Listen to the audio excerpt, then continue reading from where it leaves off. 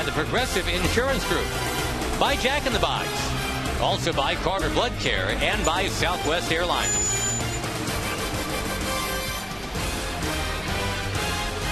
June was not good for the Rangers, but it ended on a very high note last night. Now the Rangers try to start July on a similar high note. And Kevin Millwood, who was really the one guy who had a great month of June for the Rangers, gets the call tonight. Sean Figgins set to lead it off against him. Let's check the Southwest Airlines starting lineup. After Figgins, it's Bobby Abreu and Torrey Hunter. Now Hunter, the one guy who's having the best all-around season for the Angels. Vlad Guerrero has always matched against the Rangers, who's having a down year, an injury-filled year in 2009. Juan Rivera, Kendry Morales, Mice Aristuris, Jeff Mathis is doing the catching tonight. And Eric Ibar at short, batting ninth. Mr. Grieve, we will scout out Kevin Millwood. Start to the season for Kevin. He's 8-5, an excellent ERA. His ERA is 5th in the league. He has the 3rd most innings pitched in the league. He has the most pitches per start in Major League Baseball. He's gotten a lot of ground ball outs. It's been helped by the good play from the infield. And in June, he was terrific. 4-1 with a 130 earned run average in that month. A couple of guys, only a couple of guys were better than that. And here's our now traditional waiting until the 7 after to get started. This umpiring crew is very good at enforcing the 7:07 start, we have come to find out. Millwood's ready. There we go. Okay, now we can play ball. The Rangers defensively. Murphy, Bird, and Cruz. Young, Vizquel, Kinsler, and Davis. And the catcher for the 10th time in the last 12 games. That would be Jared Saltalamacchia. A little extra delay tonight, too, Tag. Looks like Chris Davis might have had an equipment issue. And now, what else could be going on? Tim McClellan talking to Ron Washington. Millwood's been raring to go here.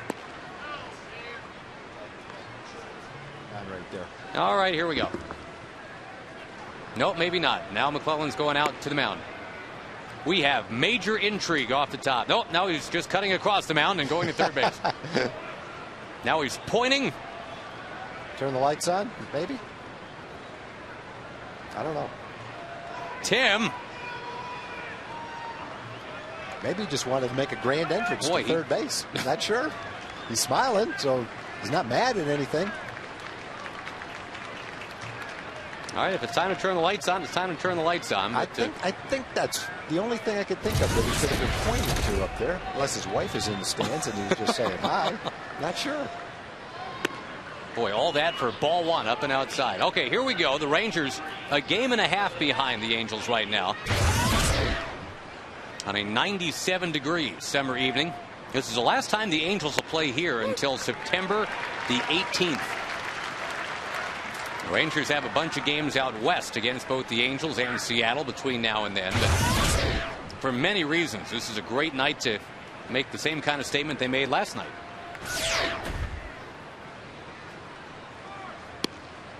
One and two to Figgins. Well, if you remember in Kevin's last start, he called it the worst stuff that he's had all season. He still managed to pitch 6 quality innings in that game and battled through it. And ended up pitching a good game against San Diego without his best stuff. Well, that's close to strike 3. Andy Fletcher would not give him strike 3, not yet. That ball really came back. It looks inside halfway there, and then it comes back, and it did catch the corner. I think that one fooled the umpire just like it fooled the hitter. He didn't think it was going to be a strike, and he called it before it was. That's a strike. That's the first out of the ball game, and Figgins now 1 for his last 22.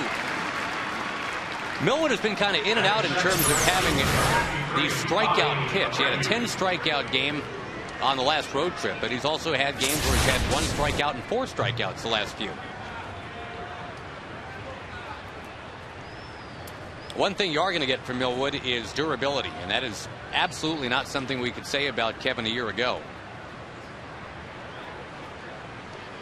Reaching the 100-pitch mark this year. 14 out of 16 starts for Kevin. Last year it was 13 out of 29. So less than half the time was he able to go 100 or more pitches for the Rangers. And this year, essentially, he's done it 7 out of every 8 times. And he's averaging 111 plus pitches per start. That's the best in the major leagues. And on a night like tonight, 97 degrees, not a lot of wind to cool things down. This is why they asked Kevin Millwood to get in better shape so he could pitch on a night like tonight.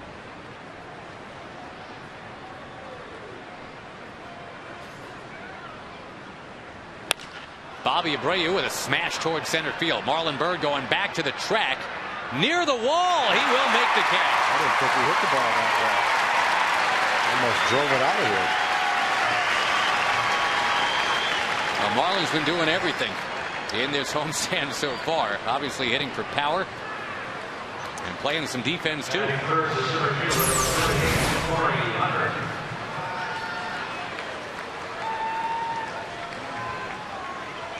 Room to spare out there for Marlon.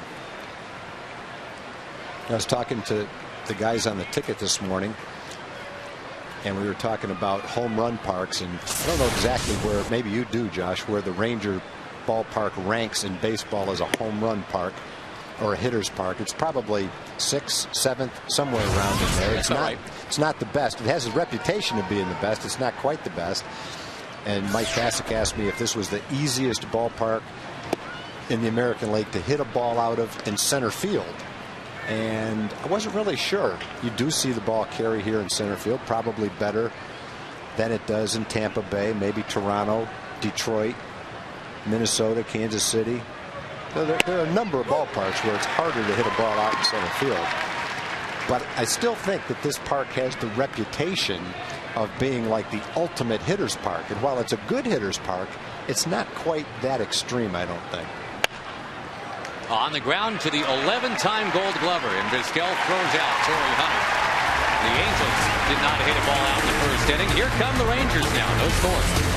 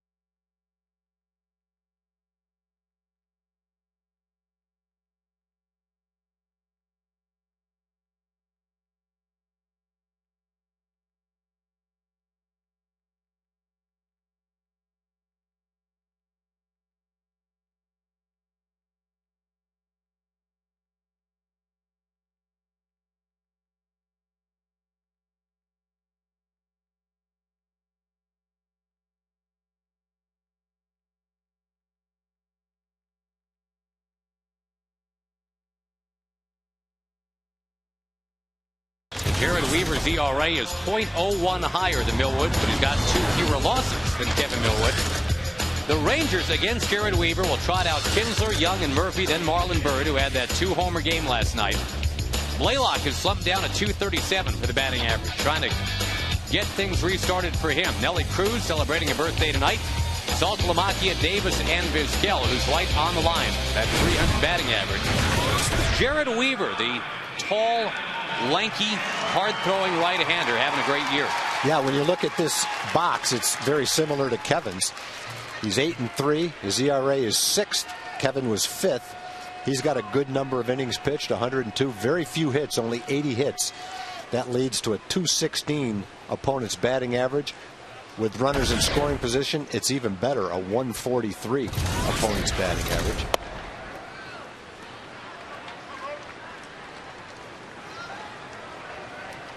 Can't argue with that logic. He'd vote for you. The polls are open until late tomorrow night online. TexasRangers.com. If you want to vote in Ian to the All-Star game, he's got a 6,800 vote lead on Dustin Pedroia. A Geico quote from Ian on the All-Star voting.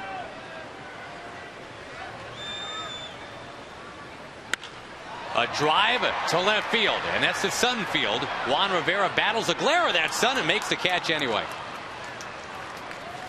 Pretty nice play by Rivera right there. In the corner, battling the sun. Kinsler led off with a home run last night. Didn't quite get all of this one.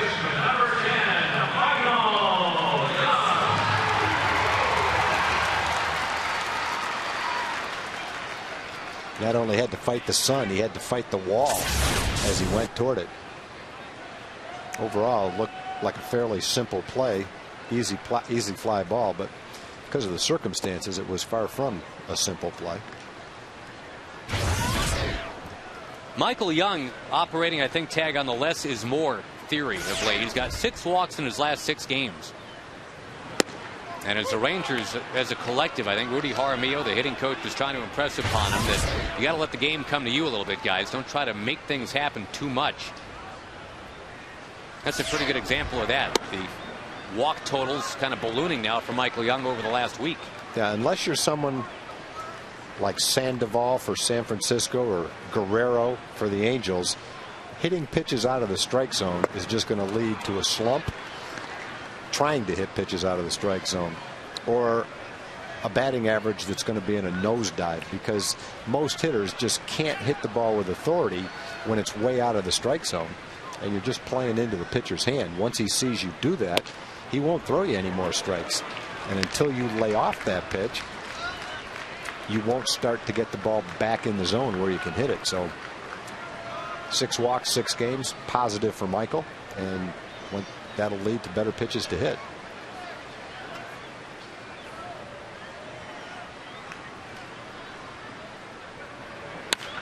On the ground, second base.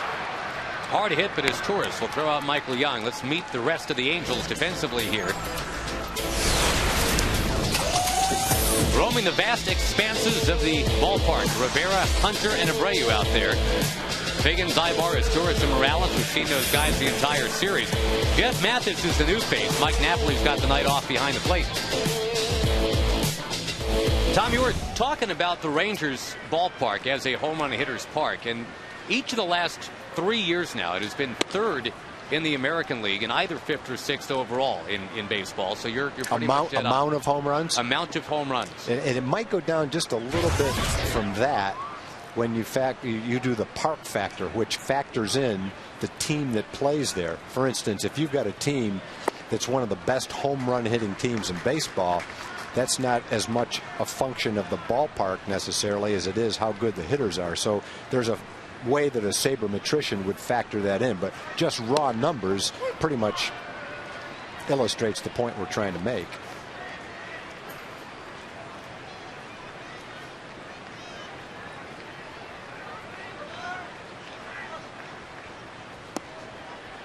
Murphy grows the count to 3-1. Yeah, this year it is 2 3/4 home runs per game on average. That is 3rd in the majors this year.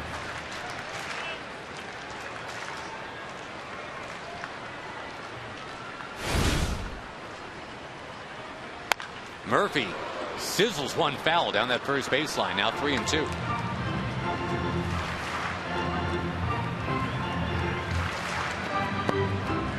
The White Sox ballpark the last several years has kind of emerged as the top home run hitters park, and that park index factor that the tag's talking about. Now Weaver guns it by Murphy, and the Rangers, just like the Angels, are down in order in the first inning. We anticipate a pitcher's duel, Millwood and Weaver. Neither man is disappointed through 1.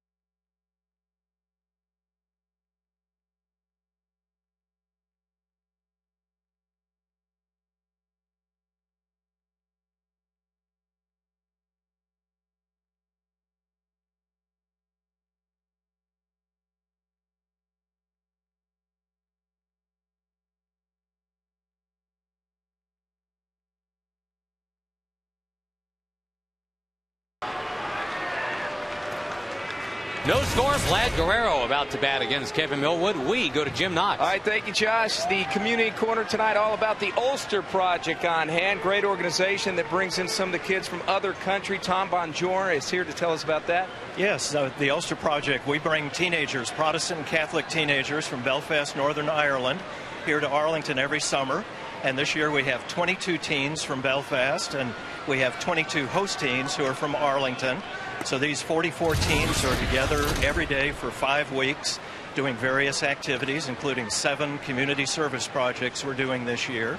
And a lot of fun things like going to Six Flags and coming out here to a Ranger game. And the idea is that at the end of these 5 weeks, we send these teenagers back to Belfast, and they could care less about any of the Protestant Catholic issues. They're just best friends for the rest of their life. There we go. Hopefully we can send them back with a Ranger win tonight. Nice meeting you, Tom. Best of luck. Thank you, Josh. Real nice. Thank you very much, Jim. And Vlad Guerrero hammers away towards the alley in left center field. He has not been known this year for hitting for extra bases, but he's got a double to lead off the top of the second inning right here. Only his 10th extra base hit all year. Of course, he's missed 5 weeks due to injury, but still it's astonishing that Vlad Guerrero has essentially been a singles hitter in 2009. Yeah, based on the way he's swinging the bat in this series, I expect that's going to change as the second half unfolds. You see the kind of power he has. His rear end went away from the ball. He reached out, hit it off the end of the bat, a breaking ball, and still hit it 400 feet to left center field.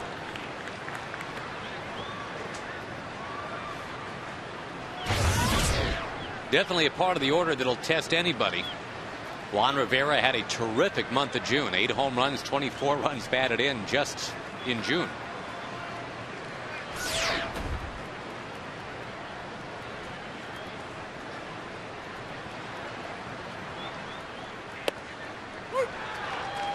Millwood's got some good June numbers that he can bank on himself, though. Real good June numbers. There's your Ford leaderboard. Only King Felix and Gavin Floyd were any better.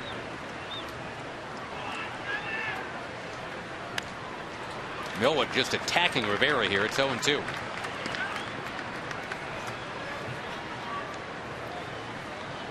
Kevin's home ERA tag is 2.17.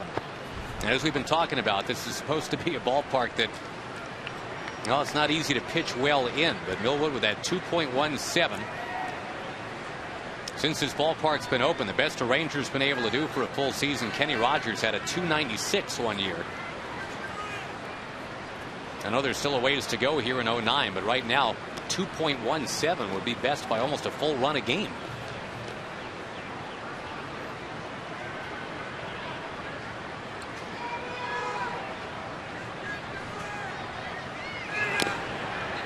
Fouled back, still 0-2. I threw that ball right by him, and somehow Rivera just reached out and was able to tick the ball to stay alive. Rivera having a nice season. He's earned regular playing time by hitting 300 with 13 home runs. 8 home runs in June.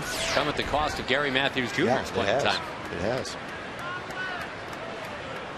Matthews, a very popular Ranger, had a great year here.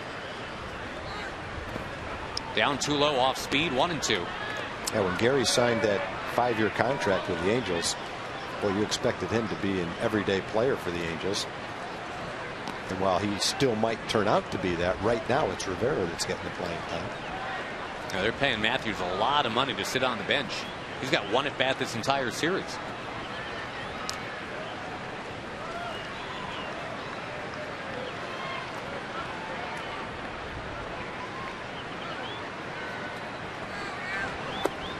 From 0-2 to 2-2. The Angels have won 13 of their last 17 games. One of the rare losses was last night. The Rangers 9 and the Angels 5. The Rangers hitting 5 homers last night and stealing 5 bases last night.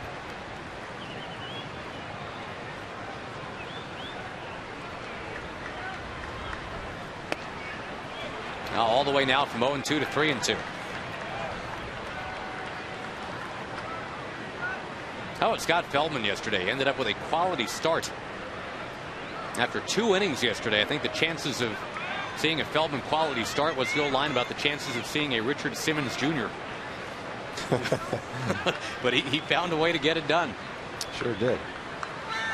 Bouncing ball. Millwood's got it. Freezing Vlad Guerrero. Whoa, low throw. Vizquel's got it.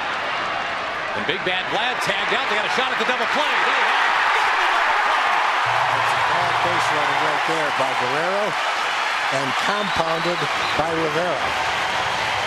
And you got a man on second. It looked like a base hit up the middle. But Kevin speared it. Fortunately, it was on his glove side. And they turn it into a double play. That is a nice turn of events for the Rangers. Ben Young's just got to get it to Kinsler, and it's a 1-6-5-4 double play, and the inning explodes on the Angels.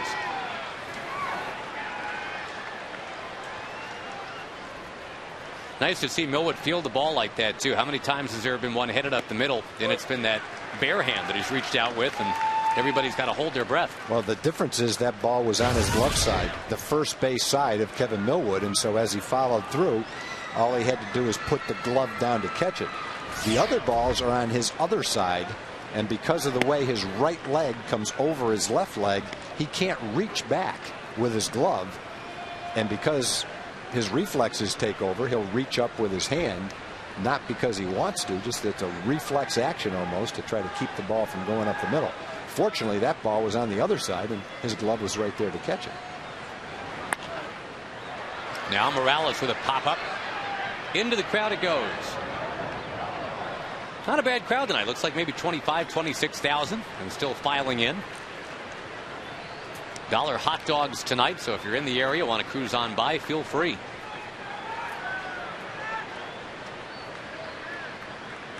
Tampa Bay comes to town Friday night.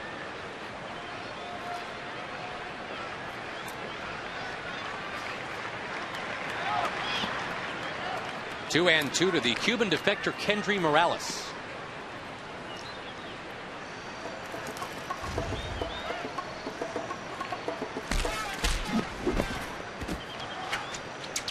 Dinosaur movie tonight, Tag, if you want to go. That's apparently in theaters now. Okay. Thought I'd pass that along. 2-2 pitch. Back into the crowd once again. Yeah, kid in a Josh Hamilton jersey with the glove made the catch and made his night. You bet. That segues to the real Josh Hamilton. The news there is that he is in the lineup for Oklahoma City tonight in Des Moines, Iowa. And the hope is after a couple of games for Oklahoma City, he'd be raring to go sometime this weekend against Tampa Bay. Boy, if he's in the lineup for Des Moines tonight, there was someone on the field taking early batting practice that is his twin. Unless I looked down and just wasn't paying any attention to who the player was. I could have sworn I saw him taking extra batting practice. Maybe it must not have been him. Ball gets away. Saltalamacchia is going to hustle. Got a chance. Go! No, he couldn't get it. It is a strikeout, either pass ball or wild pitch here, allowing Morales to reach. A good curveball for Kevin. He's got a sharp curveball tonight. He struck out Figgins with one. And Jared's blocked almost everything. And it is a wild pitch. Jared came up a little bit and the ball went down.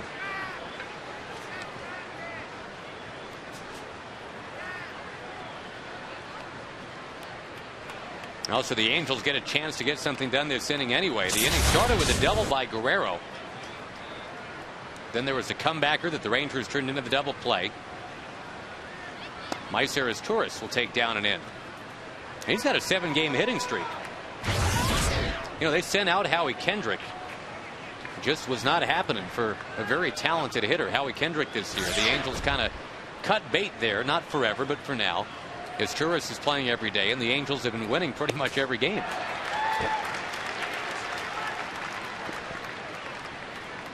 Confirmation, by the way, Tag, that Hambone is in the lineup for Okie City and struck out his first at bat tonight. I must have just taken a quick glance down there, and there's someone down there that looked like him. Either that or he teleported himself to Des Moines somehow.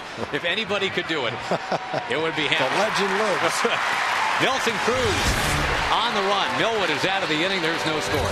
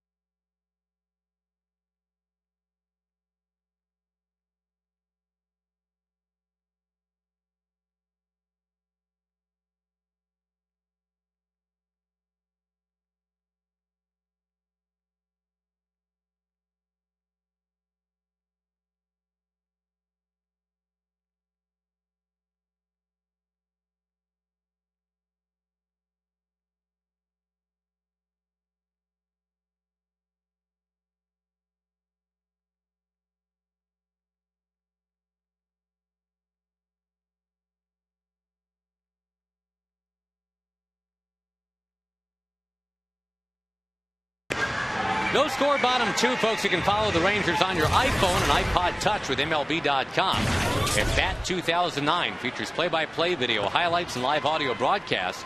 Go to TexasRangers.com on your iPhone or iPod Touch to purchase. Ranger fans hoping to see their club get to within a half a game of first place tonight. Marlon Byrd led the charge last night with 2 home runs, 5 runs batted in. He's had some success against Jared Weaver in the past, 5 for 12.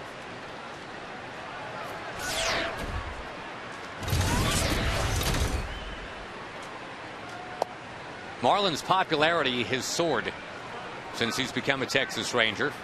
Whether it's the fans flapping their arms, doing the bird in support of Marlon, or just kind of generally genuflecting in his general direction.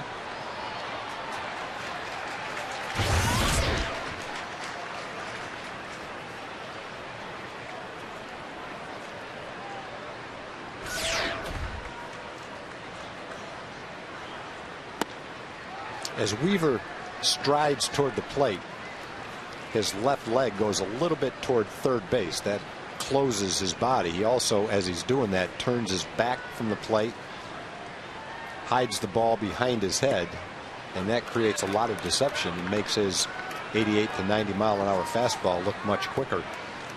It also is very difficult for a right-hand hitter to pick it up and to hit his breaking ball, which is why right-hand hitters only hit 171 against him. Lefties are at 256. That is going to catch chalk. That is fair. Marlon Byrd finds a way. That ball ends up in the left field corner. It's the 25th double this year already for Marlon Byrd. See, the fan club for Marlon has emerged. The Bird's Nest. Very nice. That's their guy, and that's a good guy to have. Marlon's career best for doubles in one season is 28. He's already at 25 here in 09.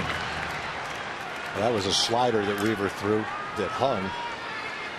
Pitch he's looking to throw down and away, but it stayed in.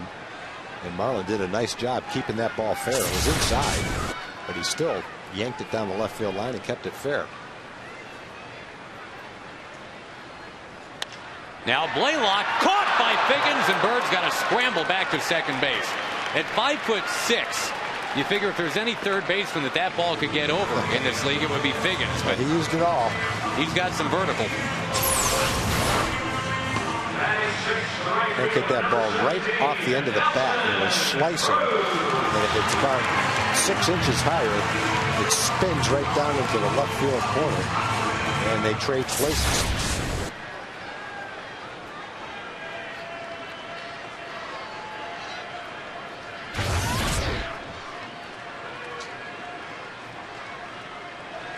Happy birthday, Nelson Cruz, number 29. Celebrated a day early yesterday with his 19th home run of the year.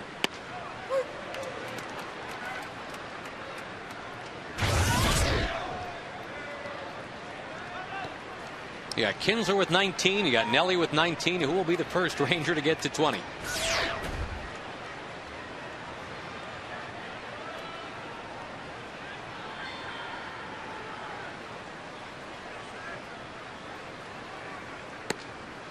Wow, from the outside corner to the inside corner.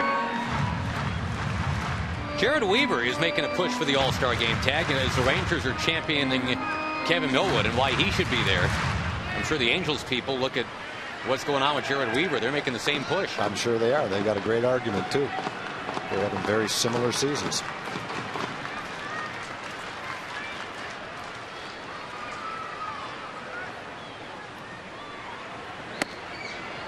Up too high to Cruz. And they picked the pitching staff in an All-Star game a while back. There was predominantly starting pitchers. But now, because it makes sense, there's a lot more relief pitchers. And so there are going to be some really good starting pitchers that don't make the All-Star team. But there's some really worthy candidates out of the bullpen that deserve to be on the All-Star team. Always tough for a 7th or 8th inning guy to make it, and you know, a lot of All-Star games, just like any other game, will come down to a 7th or 8th so inning. why not have the guy? Jeff Zimmerman made the All-Star team that way one year. But obviously, every year at the All-Star game, 5th, 6th, 7th inning, it's some guy coming in there who's never entered in the 5th, 6th, or 7th inning. It's usually a starter then.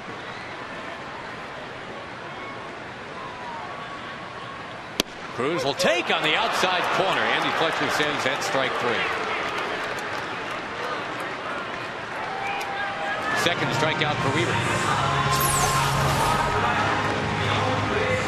Let's see what it is. It was a very good strike, not a good one to hit, but from Weaver's point of view, he hit the outside corner right at the knees, according to our pitch tracker.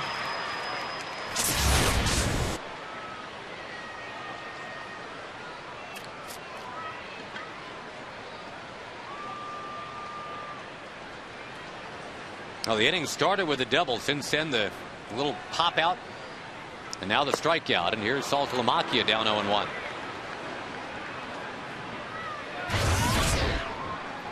Opponents are hitting only .218 for the year against Garrett Weaver. That is third best in the American League.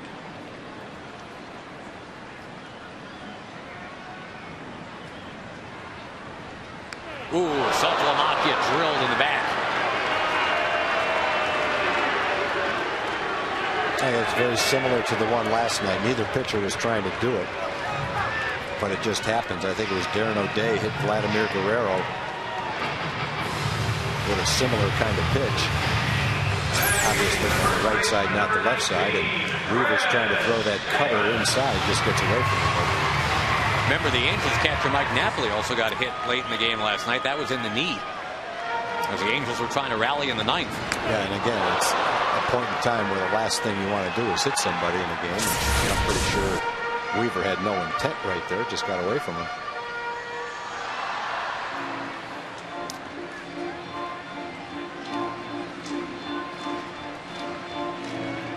Oh, a great chance for Chris Davis. That batting average starting to dip towards 200 again. Right now it's at 202. Hitless in his last 13 at bats. One big swing though here would be a big early lift tonight.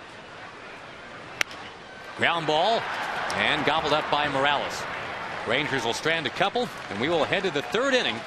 The Millwood versus Weaver battle is a scoreless affair at the end of 2.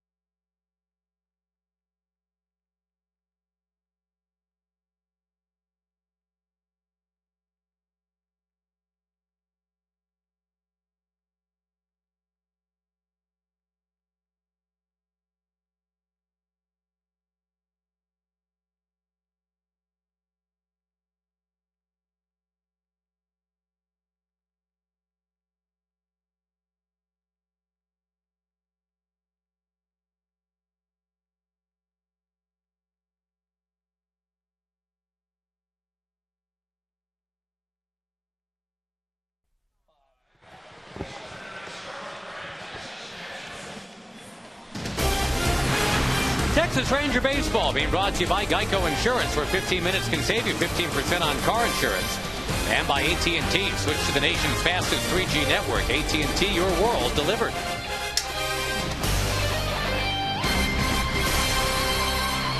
Last night the Rangers scored 9 runs. Third time their last 6 games they've scored as many as 9 runs. We knew pretty much right from the outset tonight runs would be a little tougher to come by. Jared Weaver's on the mound. He's got 3 complete games already this year. One was a complete game loss against the Rangers.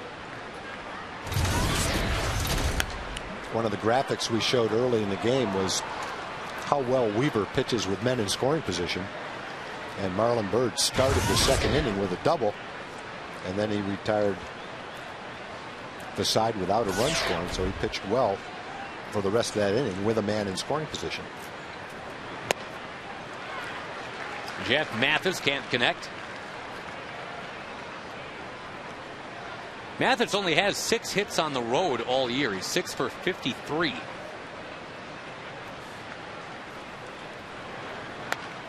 And a tick one foul back in the crowd will be followed by Ibar and Figgins here, top of the 3rd inning. There's your bat, Jeff. You might need that.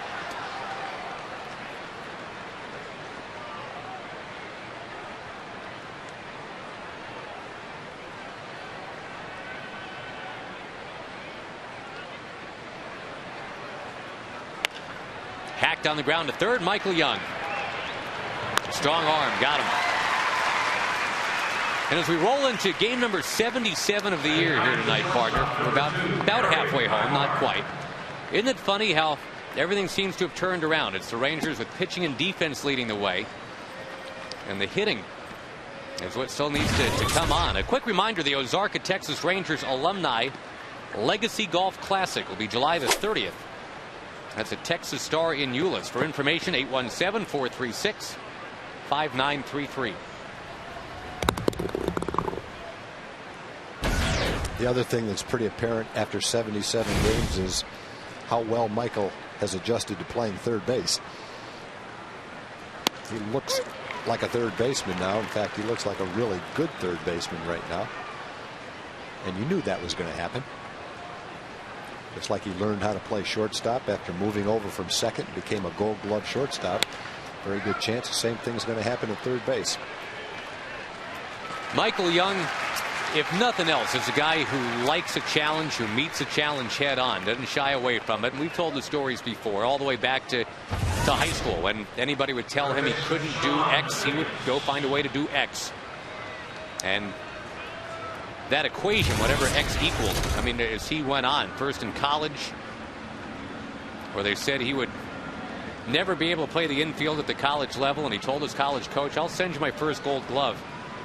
Well, I'm sure Michael never actually did that, but now he's actually got a Gold Glove to send if he really wanted to.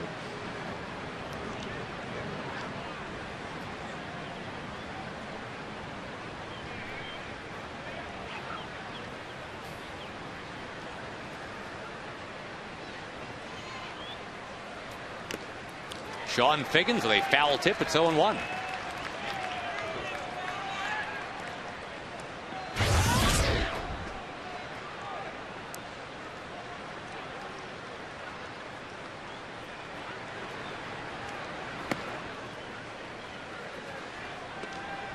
Probably a couple guys when we're talking about Michael Young and this guy, Sean Figgins, that if it was all up to them, they'd love to be playing shortstop.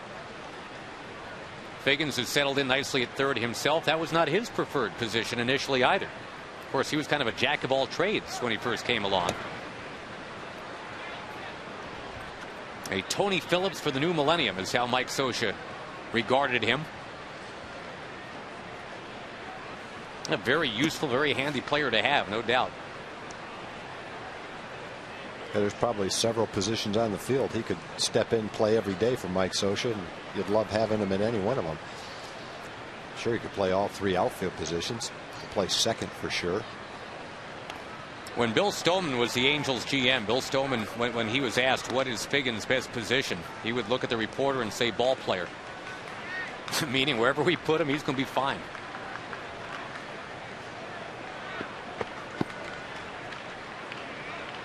He has taught an entire region, all of Southern California. There's another cool way to spell Sean. C-H-O-N-E. That ball barely fouled down the right field line.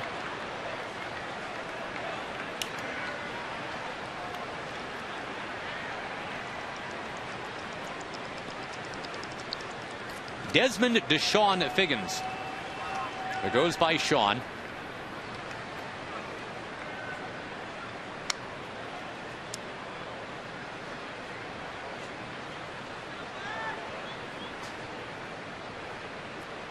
Figgins' parents grew up next door to each other.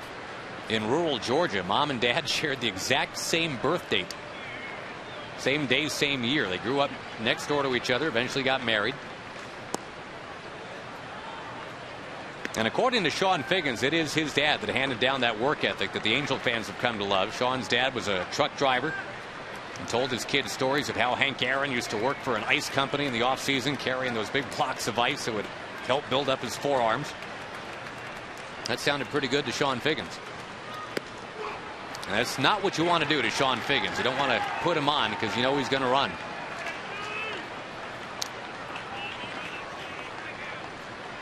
All-time Angels leader in steals.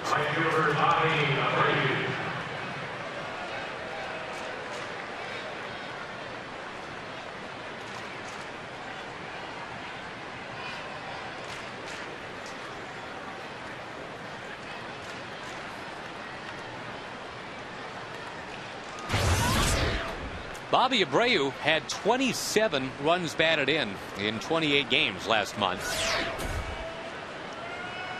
And a chance to deliver right here with Figgins, the base runner.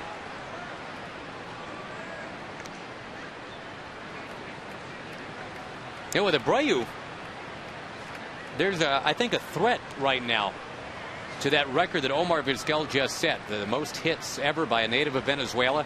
If Abreu can play to about 37, 38 years old, I don't see any reason why he can't. He might be in range of what Omar's got right now. Figgins goes, good jump, and no chance at all for Saltalamacchia. Up, good jump, an impossible pitch to throw on. Second in the league now, 24 steals for Figgins. The leader in that department comes in this weekend, Carl Crawford of Tampa Bay.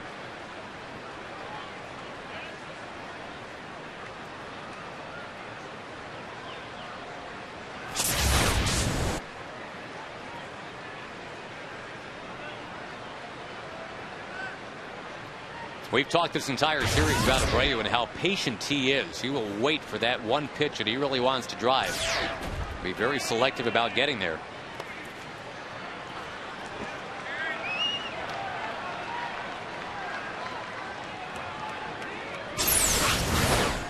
Boy, we've enjoyed this all year, huh? Those long limbs of Garrett Saltalamacchia, just making sure a baseball does not get by. Very agile and quick for a catcher his size. Moves laterally very well.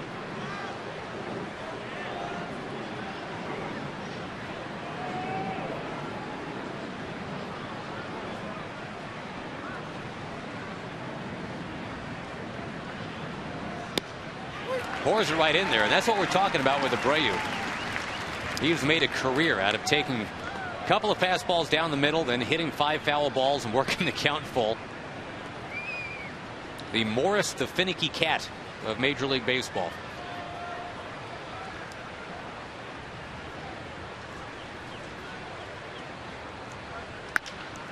That's the one he wanted, and he's going to drive it to left, but there's Murphy. He's got it, and Millwood's out of the inning.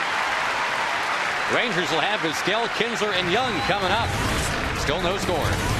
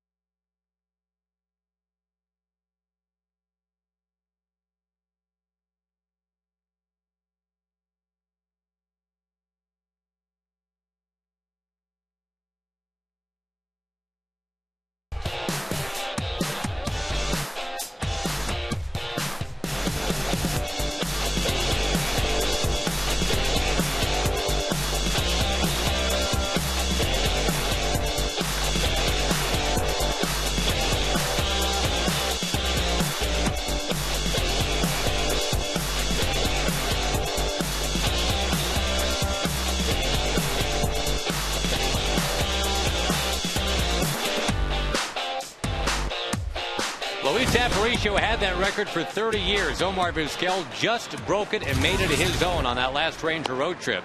Now trying to add to that hit total of 2,678. You saw Bobby Abreu's face in that montage, a very beautifully put together, very artful montage of great Venezuelan hitters. And Abreu now with more than 2,000 hits may indeed be a threat to Omar someday, but Omar worked so hard to get to what he got to. He's not going to worry about that right about now. Just enjoy the fact that he stands alone. And Abreu is on record as saying, like a lot of Venezuelan players are on record saying, that when he first really got into big league baseball, it was all about following Omar Vizquel. And Abreu's old enough that he also remembers Ozzie Guillen very well. That was another one of his guys, but Omar and Ozzie, for any 30-something Venezuelan right now, that's pretty much your two guys that you aspired to be.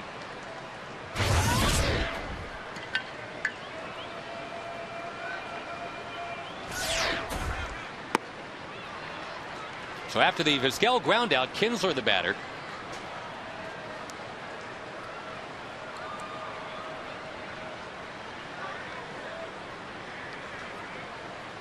Just to finish a thought on Venezuela becoming a force in the big leagues, Tag. 20 years ago, there were 20 Venezuelan players in the major leagues. This year, there are 71. Wow.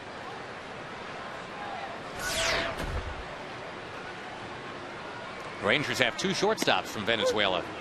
Really, the first team that really made headway signing players in Venezuela was the Houston Astros, with Andres Reiner was their famous scout down there, and they had an academy and signed 6 or 7. Abreu was one of them. 6 or 7 really good Venezuelan players.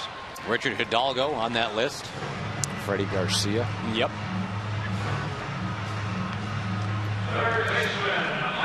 Rangers have the 20-year-old Venezuelan shortstop and the 42-year-old Venezuelan shortstop in their employ. How about the night for Elvis last night? 4 stolen bases.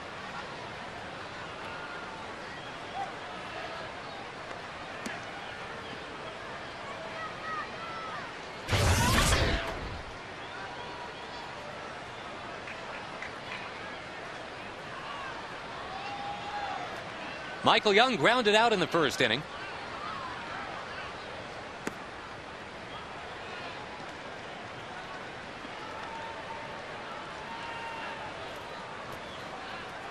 Rangers have the day off tomorrow. Tampa Bay comes in Friday. We will see the Houston native Scott Kazmir on the mound. Another Houston native waits on deck. That's David Murphy. But for now, Michael Young at the plate. Boy, Murphy, you talk about coming on. 4 homers his last 6 games.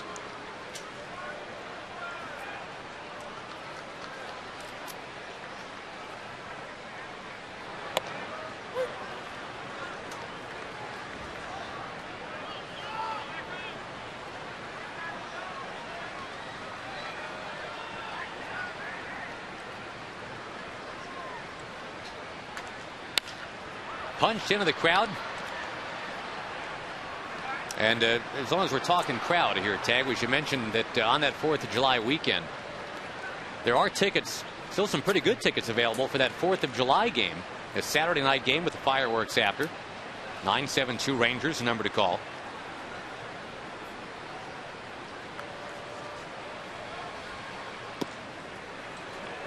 Off speed, that's a good take right there by Michael. 2-2.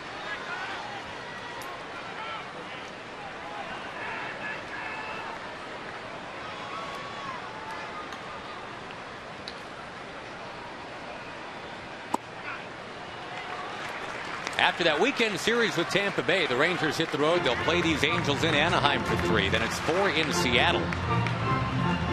The Rangers have played well against the Mariners this year.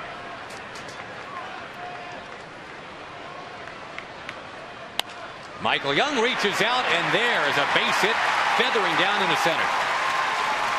Pretty good pitch he just hit, too. The ball was away from him. Off-speed pitch. Reached out, served it into center field. That's a lot like the hit that he had in the Rangers' 1-hit loss the other day. Ball that he reached out and hit.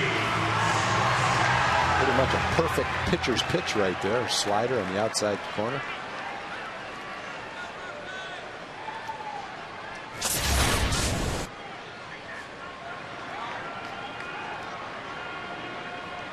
Now Murphy, the only Ranger that hit anywhere even near 300 in the month of June. He hit 296.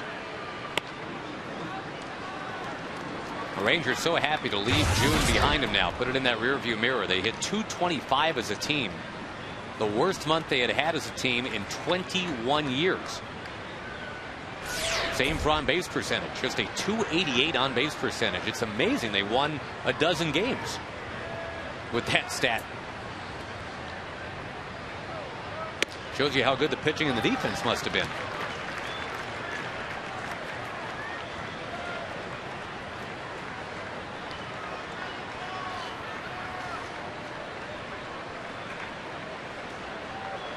July does not begin easily. Jared Weaver, one of the top 5 ERAs in the league.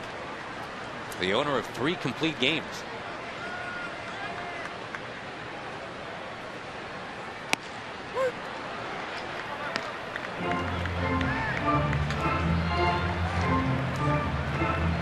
Weaver had a complete game shutout against the Padres a couple of weeks ago. Since then, he's been fairly mortal. 11 innings his last 2 starts, giving up 9 runs. Murphy, a ground ball towards second. And the Rangers will strand Michael Young here. We are at the end of 3 at the ballpark tonight. It's all about the pitching. No score.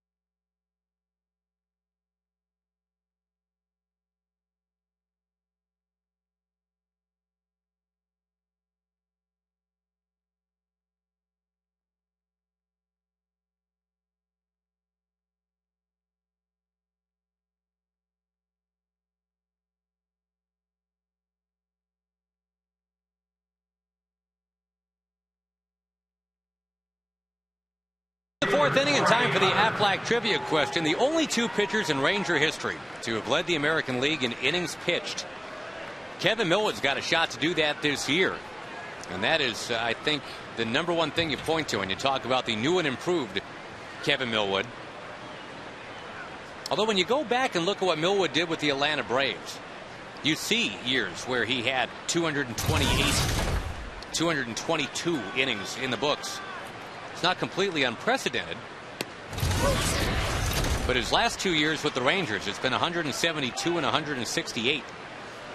I think the biggest thing Kevin's done this year is he's stayed healthy, taken his turn, and been strong every time out there. No nagging injuries, no groin injuries. And that's a product of all the work that he did in the offseason to get to this point, and the way he's maintained it during the season. You know, the guy at the plate, I think, stays in great shape too. Torrey Hunter, to another guy who stays in remarkable shape for his age, Omar Vizquel.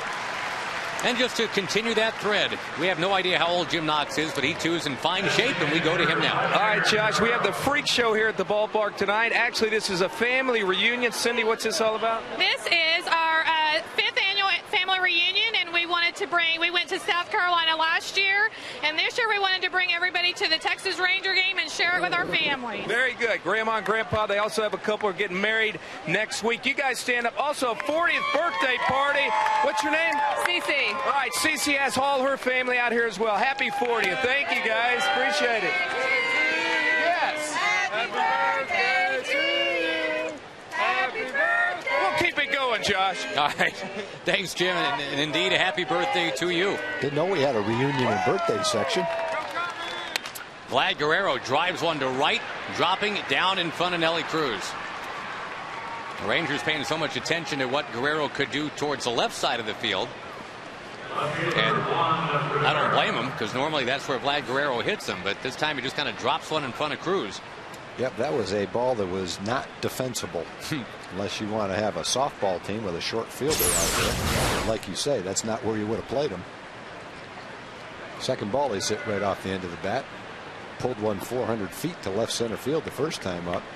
Not right off the end, but toward the end. That was even closer to the end right there. That one stung a little bit. He's checking his fingers. Might want to wear batting gloves one time. He never does.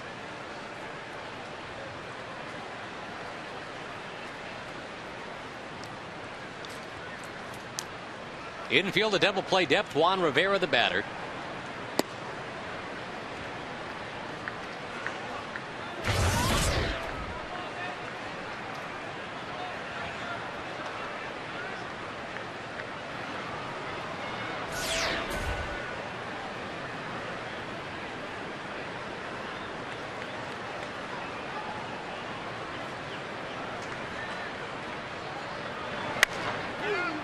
Very high pop fly. Vizquel drifting back. Called off. Marlon Byrd will take it instead. Just how the communication is supposed to work. The shortstop or the second baseman, they go as hard as they can until they're called off. If they're not called off, they go and catch it. Omar was ready to catch it. Marlon called him off, and they played. Baseball's biggest stars going head-to-head from St. Louis. Tuesday, July the 14th. The coverage is on the Fox network. How many Rangers will be there? A lot of that is up to the fans. And the voting continues until late tomorrow night online. Go to TexasRangers.com. Josh Hamilton looks like he will hold on and be one of the top 3 vote getters in the outfield. Ooh, that one inside. It did not hit Morales, or did it hit Morales? Only after he started hobbling around did they say yes, it hit Morales. So he's reached base in a couple of very unconventional ways in 4 innings. A strikeout wild pitch, and now a hit in the foot.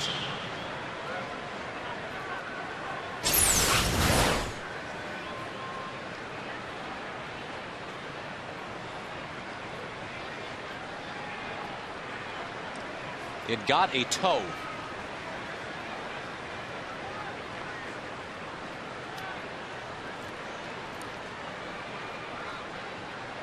So now Millwood with a couple men on to deal with. Meiser is Torres the hitter. We talked earlier about how this guy's been coming on. Hit close to 340 in June. Millwood doesn't care. Puts it right on the corner, strike 1.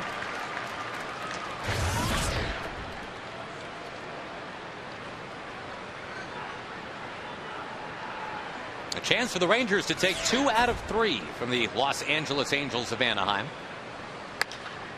Poked in a left. David Murphy has the range, has the baseball. Millwood's out of the inning. Still zeros at the ballpark tonight. Bottom of the 4th coming up.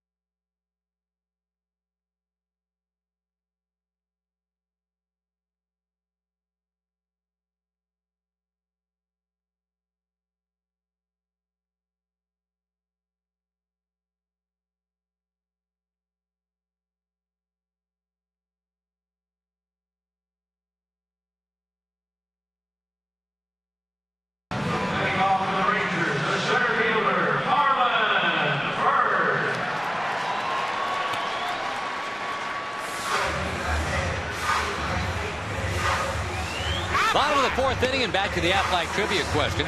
The two pitchers in Ranger history to lead the American League in innings pitched. One of them threw that knuckleball to the tune of 285 innings. That was Charlie Huff. 11 years wearing that familiar number 49 as a Ranger.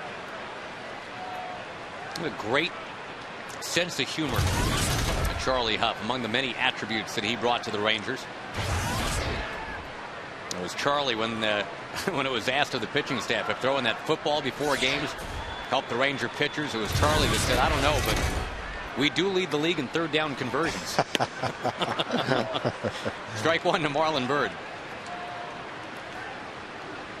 Well, we had some guys that could throw the football. We had Rick Leach one year. He was a 4-year quarterback at Michigan. He could throw it pretty well. He couldn't throw it as well as Jeff Russell.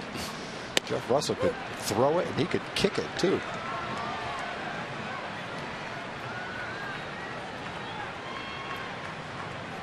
Unfortunately, what was meant to be a little bit of fun as kind of a training tool turned into a few touch football games that caused that football to disappear. Well, the competitive nature of the athlete, I think, just kind of took over. Well, there are very few baseball players who didn't play either football or basketball. Occasionally, the Rangers still toss a football around in the clubhouse. You don't really see that out on the field anymore. Though we did see Derek Holland in an orange football helmet yesterday. That was a little bit weird. Byrd with a pop-up, and Mathis will make the catch. You know who was great at throwing that football around the clubhouse was Kevin Mensch. He just seemed to delight in finding inventive ways to ricochet that football around that locker room. Kevin delighted in the whole baseball experience. Just loved being a ball player, loved his teammates, loved coming out to the ballpark, loved the fans, liked practical jokes. Played hard, though, when he went out on the field. I wonder how it's going. I haven't even checked how it's going for him over in Japan. For Menchi-san? Yeah. Hank Blaylock turns on one, drives it high, drives it deep. At the wall, gone!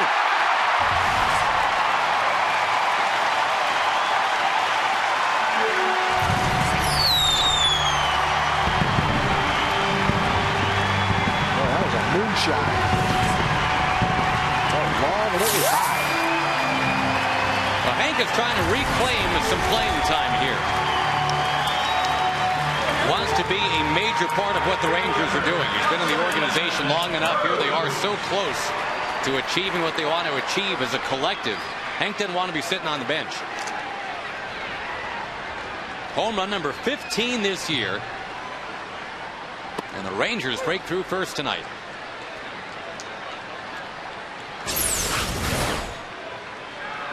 Look at the reaction from Weaver. Pitcher knows. You can tell by where the pitch is, the sound of the bat, the swing. Now Nelly Cruz will bang one in the left. High hanging changeup right there. Give that a slider. I'll get you back to Hank Blaylock. Remember, he was robbed by a leaping Sean Figgins in the second inning. No one could leap and bring this one back.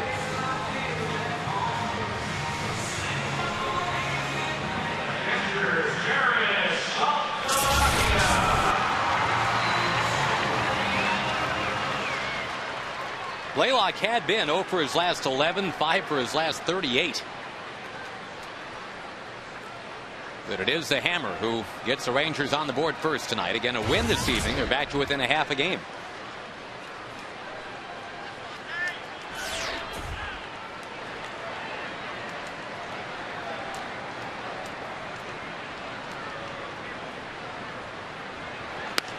Saltalamacchia going to try to drop one in a right.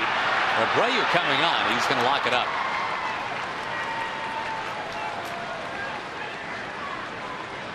Elsewhere tonight, the Mariners are trailing in New York 4-2 in the 8th. Though Ken Griffey Jr. has hit home run number 10. What a nice little comeback he's had in Seattle.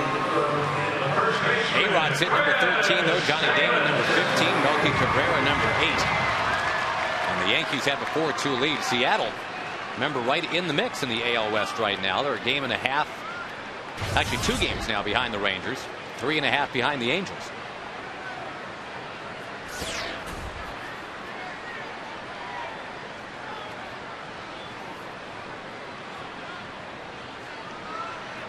Nelly's going. Mathis is throwing. It's a high throw. And Nelson Cruz is throwing second base.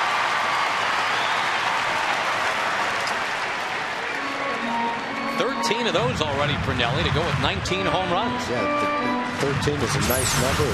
The percentage is nice too. 13 out of 14.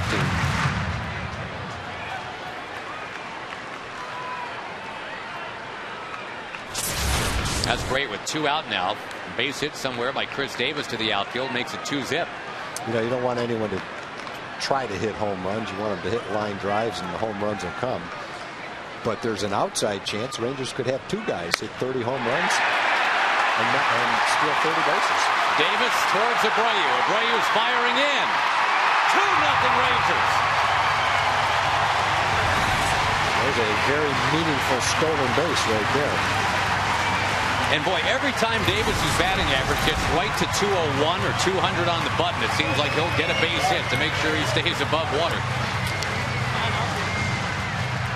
Yep, that 2-out steal makes it an RBI hit for Chris Davis. Mike Scioscia, not Mike Butcher, out to the mound. The manager's going out.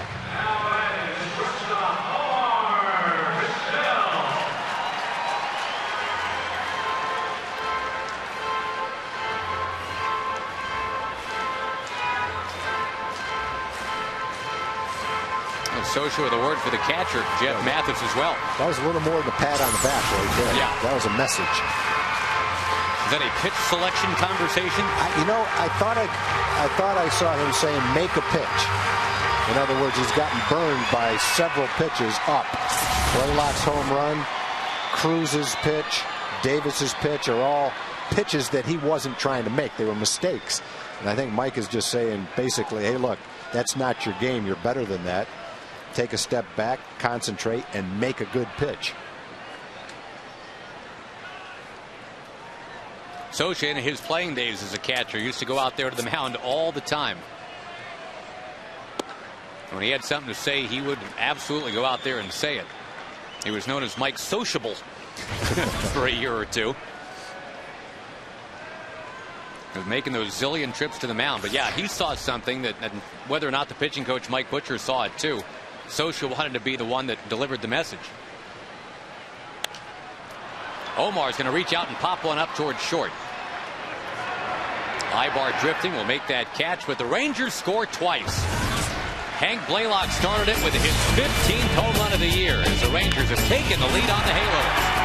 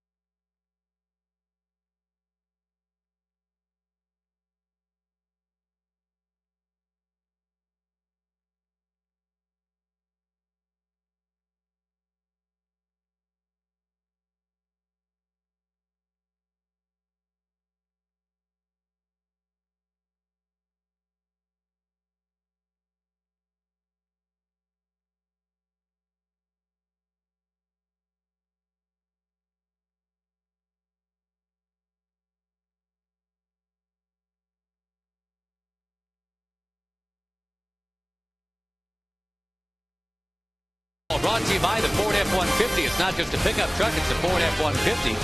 By Aflac, we've got you under our wing. And by Corona, the official sponsor of the timeout.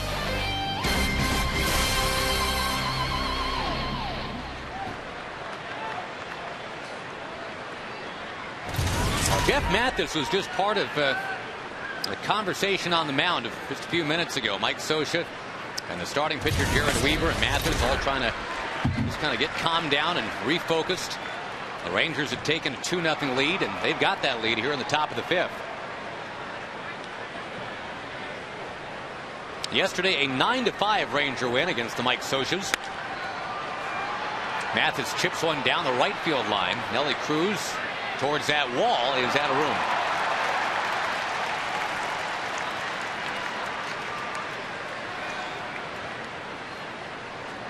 We were talking about Mike Socha tag, and now that Joe Torre has crossed town in L.A. Mike Socha is the Dean of American League Managers.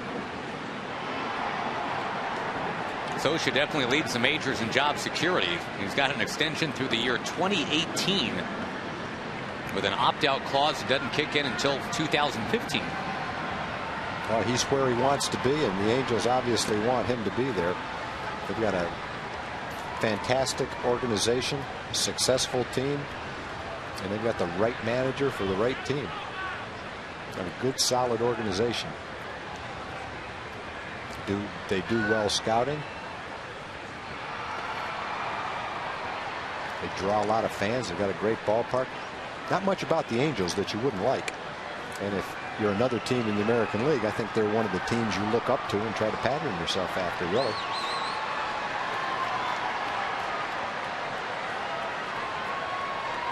Like the Rangers, a very strong minor league system. Good night. Jeff Mathis takes strike 3. Kevin can use that pitch to come back and catch the outside corner to a right-hand hitter. It's the same pitch that comes back and catches the inside corner to a left-hand hitter. Looks outside, but it comes back and catches the corner. To a left-hand hitter, it looks like it's going to be inside, and it comes back to the exact same spot on the plate and catches the inside corner.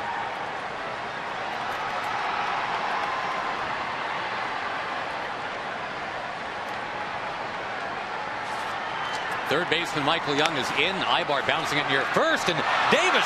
Oh, it's a fair ball. He paddles it right back to Saltalamacchia. He attacked that one like a panther right there. But as it scored it away from him, that's an infield hit for Eric Ibar. Now that he's on, he's a threat to run. And Chris was trying to keep the ball fair, catch it, and make the out. And he pretty much had to try to catch it, because if he let it go, it might have gone right over the bag. It was tough to tell. But it's not an easy play.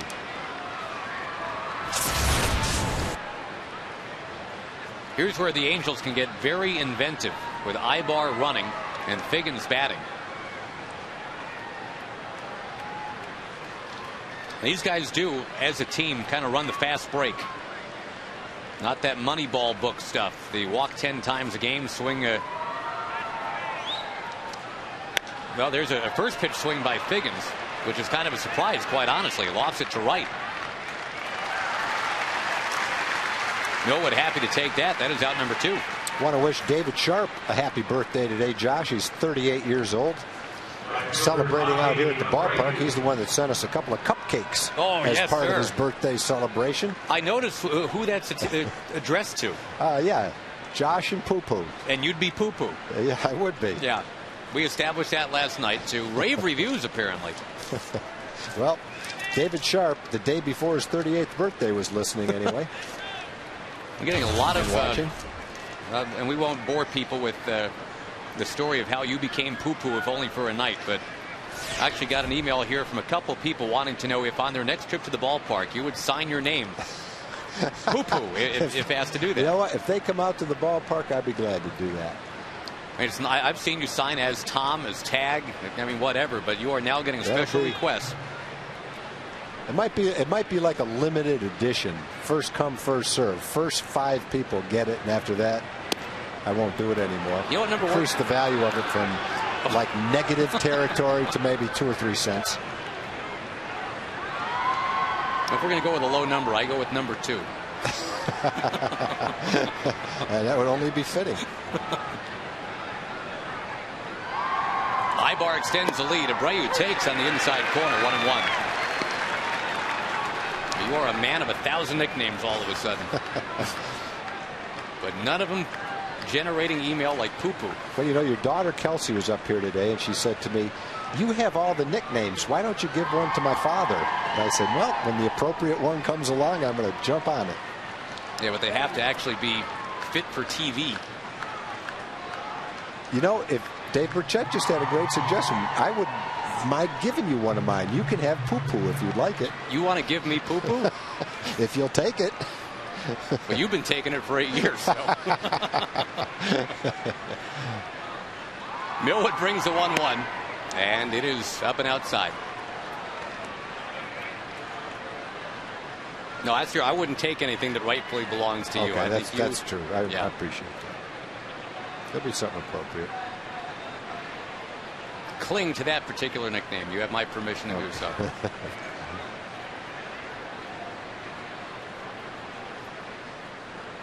The 2-1 to Abreu. Make it 3-1. And the dangerous Torrey Hunter on deck.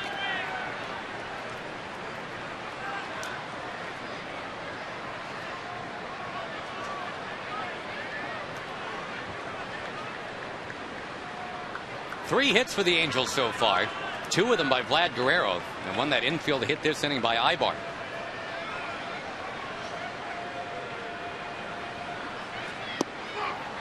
Got to deal with 2 on again.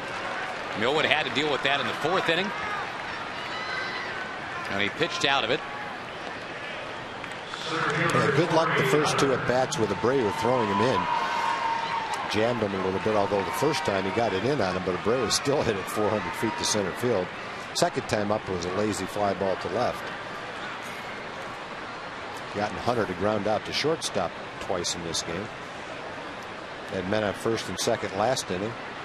After Figgins stole second, they had a man on second in the 3rd. First and second in the 2nd inning as well. First inning has been the only 1-2-3 inning for Kevin.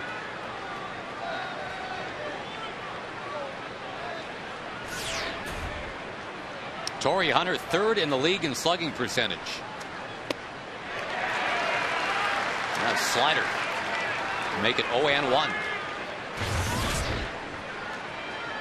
Torrey Hunter's been on base a lot against the Rangers. 39 games in a row against the Rangers somehow.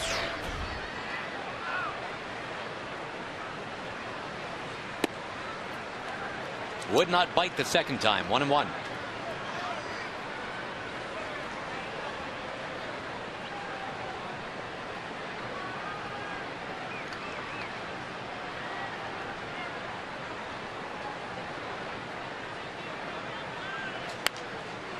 Millwood gets ahead. Rangers have the lead. A Hank Blaylock home run and a Chris Davis RBI single.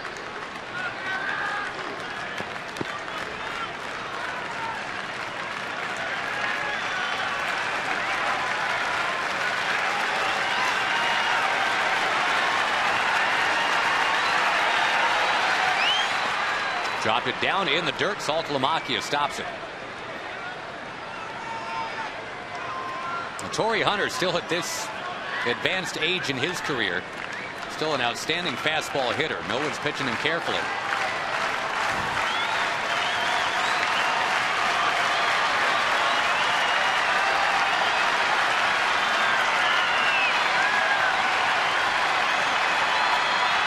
Two on, 2 out.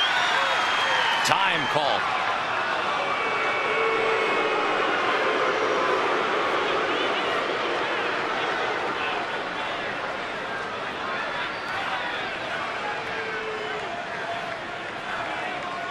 There's Mike Scioscia face. The what? What's going on? Face?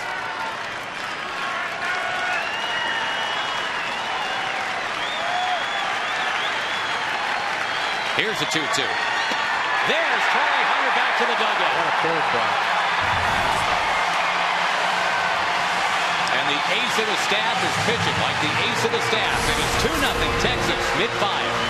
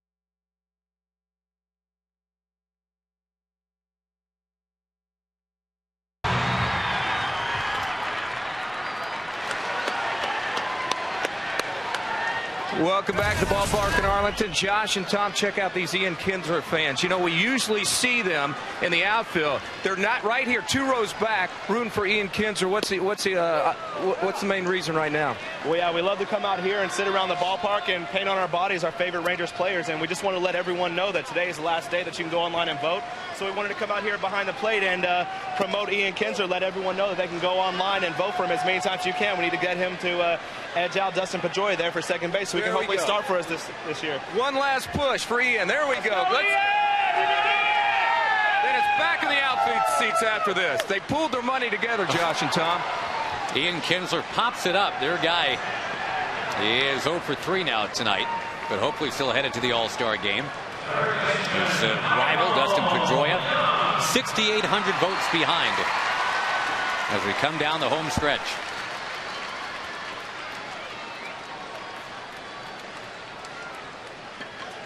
Michael Young will bat now with 1 out, bottom 5. The Rangers leading 2-0. Going to hear from Mark McLemore in just a moment. Former Angel, of course, former Ranger. You'll follow him on Rangers Live tonight after the game. Mac, we were just talking off the air about your days with the Angels, and we're talking about late 80s all the way up to 1990. Right. And kind of before the Angels became in their current construct what they're all about. That fast break, jab the beehive, 11 singles in an inning kind of team. Right. No, we were more of a power-based team. We had the big boppers that pretty much waited around for the 3-run homer to happen. And you had guys that could get that done. Gene Mauch was your first manager, right? Right, correct. We had guys. We had Doug DeSensei, Bob Boone, Bobby Gritch, Rod Carew. Those guys were the big boppers. Michael Young muscles up a little bit himself, takes it to the track for the out. What kind of a manager? I mean, I know what kind of a manager he was. What was it like playing for Gene Mauch? It was rough for a young guy. Was it? It was very rough. Gene was a veteran manager. He liked veteran ball players. Didn't really want a whole lot of rookies around. And we had the year that I came up, '87 was my rookie year. I believe we had 4 rookies on the team, and that was it's a lot for Gene. Too much for him.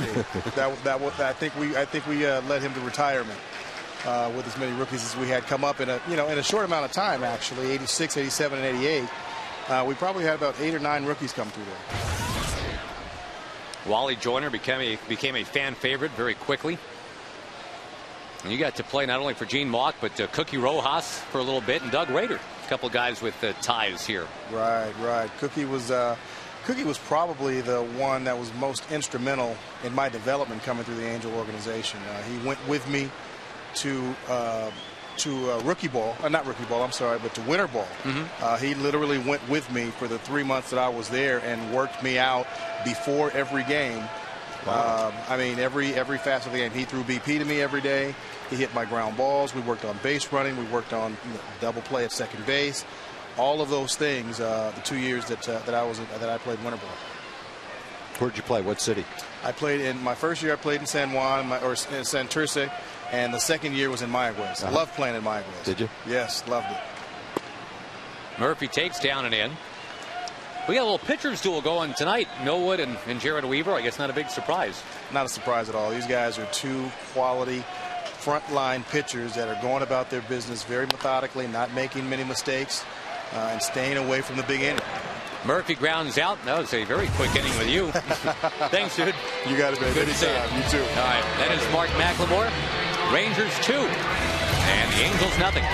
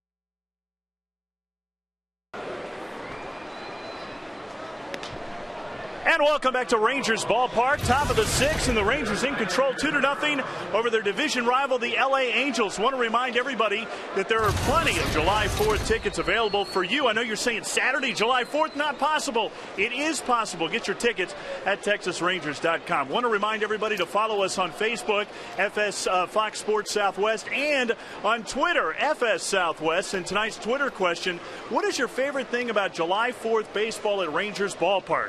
Is it the fireworks? Is it the national anthem? Is it the flags? Or, as my photographer says, it's the double time. Josh and Tom? All right, thank you, Rick. Enjoying your salute tonight at the Roxbury this evening. Here is Vlad Guerrero. And it's up and over, a leaping Omar Vizquel. Oh, Vlad Guerrero is starting to hit some bottle rockets now. 3 for 3 tonight.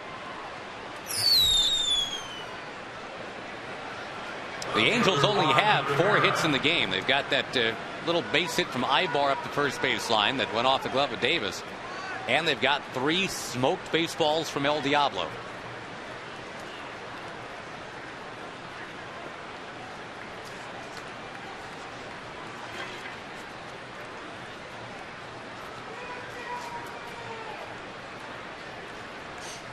Rangers scored twice in the 4th for this 2-0 lead. Rangers infield, a double play depth. Trying to take care of Juan Rivera. Have another birthday wish tonight, Josh. Okay. Your excellent stat man to your left, Jared Sandler's grandfather, is 79 years old today, Herb Solomon. Happy birthday, Herb. Hope you're watching. From all of us, and especially from your grandson.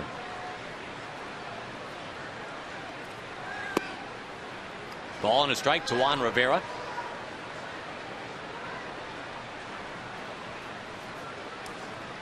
That's a good grandson right there.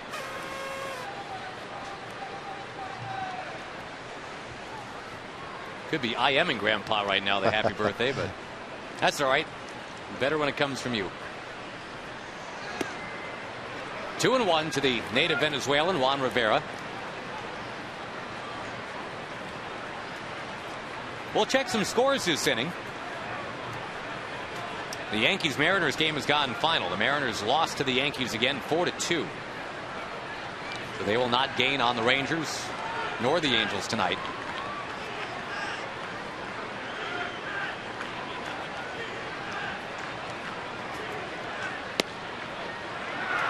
Close, but no, 3-1. White Sox leading the Indians 6-2 in the 9th. Blue Jays have defeated the Rays 5-0. Tampa Bay's been hot, but the Blue Jays got a 4-hitter from Ricky Romero. Won that game 5-zip. On the ground, but it's a base hit.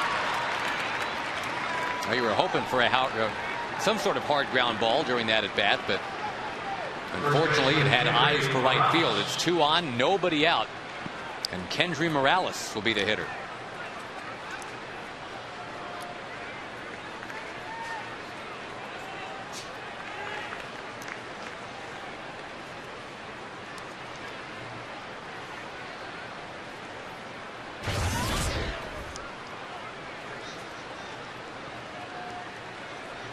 The Red Sox defeated the Orioles 6-5 in 11 today. And this time it was Boston rallying to get it done. A 4-run 9th to tie it.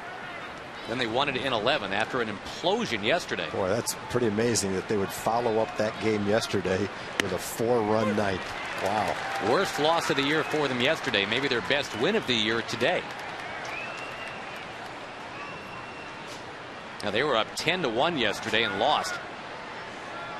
Baltimore and Boston, the 2 teams that are a bit ahead of the Angels with runners in scoring position.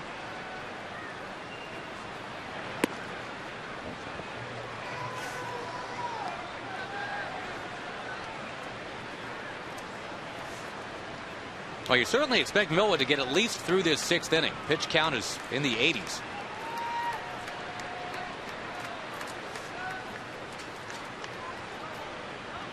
Neither team's had any action in the bullpen tonight. That pitch outside.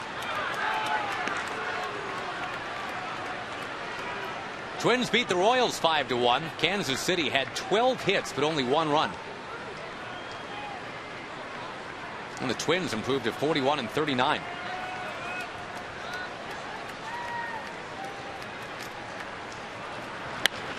Hacked in the air to right field. Nelson Cruz jogging back towards the track. Guerrero getting set to tag. Did a nice cutter right in on the fist. Still muscled it out there pretty well, but didn't hit it off the good part of the bat. Oh, that's fairly key for Guerrero to move to third. As the Angels just look to get on the scoreboard now. They've got a runner at third and only 1 out.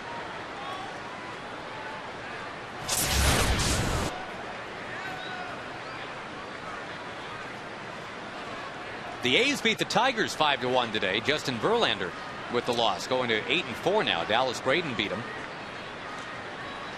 Homers for Giambi and Cust.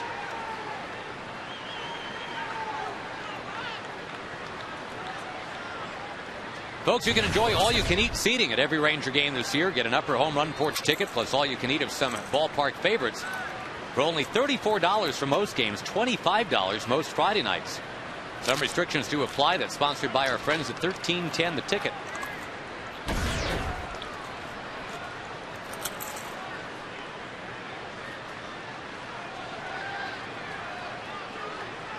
Mice Harris tourists with a 7-game hitting streak. Runners at the corners. He's going to belt one up in the air right center. Marlon Byrd charging. Marlon Byrd diving. Marlon Byrd's got it. Got it. Well, you can get the double play here anyway. Yeah, the run scores. Run scores. That's too bad. Marlon threw home, and he had no way of knowing this, but had he thrown in towards the bases, you had the double play waiting. That run is going to count, but the Rangers are out of the inning. Marlon Byrd makes that diving catch, and they do get the double play eventually, but only after the run scores. It is now 2-1.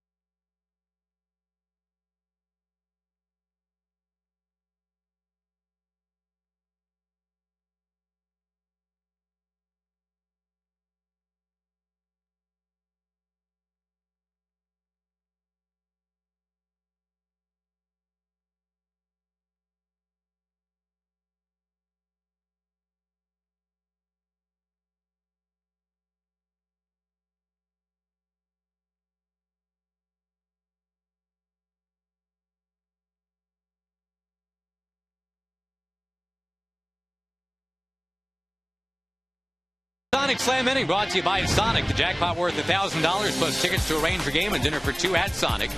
Good luck to Joe Quick from Nash. Up by Texarkana. If a Ranger hits a grand slam this inning, we're giving away $25,000.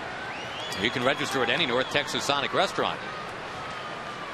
Now, the Rangers do pull off the 8-3-2 double play. It's the second time tonight that Juan Rivera has been doubled off somewhere in the hinterlands out there, but Vlad Guerrero scored before that double play was turned, so it is a 2-1 ball game now. There's nothing Marlon could do on that ball. When he fielded the ball, he fielded it in shallow center field. He thought he might have a shot to throw the runner out at the plate. There's no way you can anticipate that the guy at first base is going to get caught off like that. And even if he came up and threw it to first base, he still would have had to have gotten it to first base before Guerrero crossed home plate, and it was problematic that he could have done that anyway. It's just nice that he caught the ball with that sliding catch, and then the Rangers ended up, because of the base running mistake, getting a double play, getting out of the inning. So with 2 men on and 1 out, a ball could have fallen in if Marlin didn't make that play, and then they got the double play. So you'll take, under those circumstances, 1 run for sure. First and third, 1 out, and a potential base hit. Well, the Rangers looking to get that lead back up to a couple now, battling against Jared Weaver. And Marlon Byrd has got himself a walk. All right, here's the play you're talking about, Tech. Now watch, Marlon's going to come in, make a nice play to begin with, and now thinks he's got a shot at the plate, which, you know, maybe he did. He throws it in, the ball is cut off, and then they throw it back to first base to get the double play.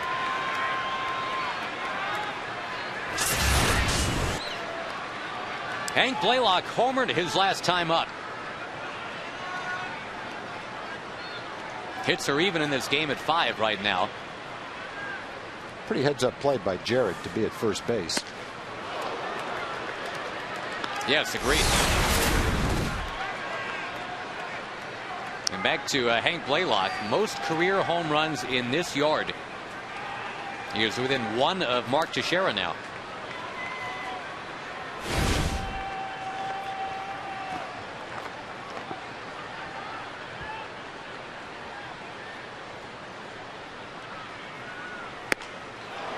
Throw to first, and Marlin is back. Boy, Hank with a big-time rip right there. Last time he took a rip like that, he actually hit it out. Home run number 15 this year.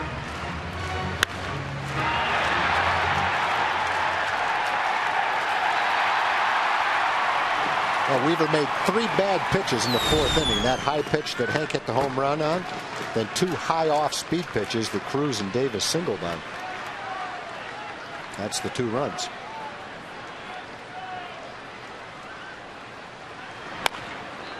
Tugged down the line, foul.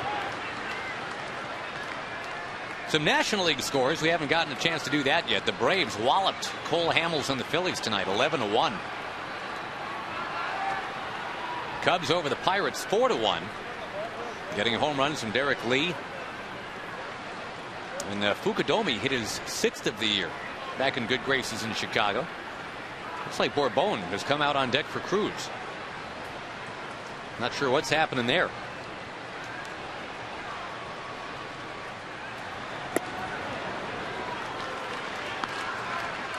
Nelly was running the bases last inning. Oh, he stole a base. Mm-hmm. I'm scored. not sure what could have happened.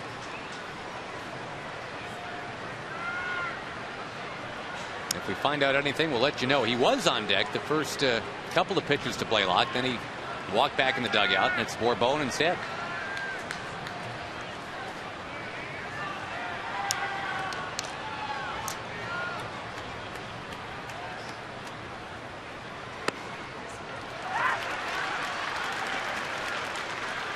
Two and two the count to Blaylock.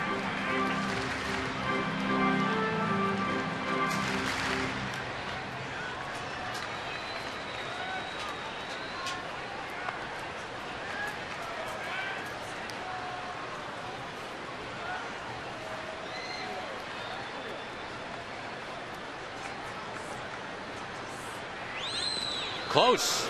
Marlon Byrd is back.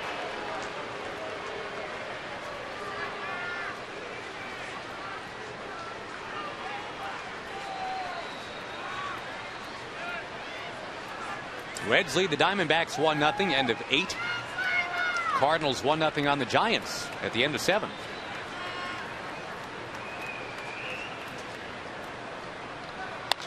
Blaylock stretching out, drives another one. Right center field. That ball gets down and goes to the base of the wall. Marlon Byrd wheels around to third. The Rangers have runners at second and third and nobody out. What a spot now for Bourbon. Great job with that at bat for Hank. Got behind in the count, swung and missed with a fastball. Waited it out and looked like he hit a changeup right here. Waited on it. It's not a bad pitch. It's down and away, pretty much right where Weaver wanted to throw it. That's just excellent hitting by Hank to reach out for that pretty good changeup and drive it into the gap for a double. Well, again, no idea what's going on with Nelly Cruz, but Julio Bourbon is going to step in there and pinch hit. Just brought up from the minor leagues a couple of days ago. He got that start at DH. And it went 0 for 3 in the first game of this series. A little baptism by fire once again. His very first big league at bat was with the bases loaded.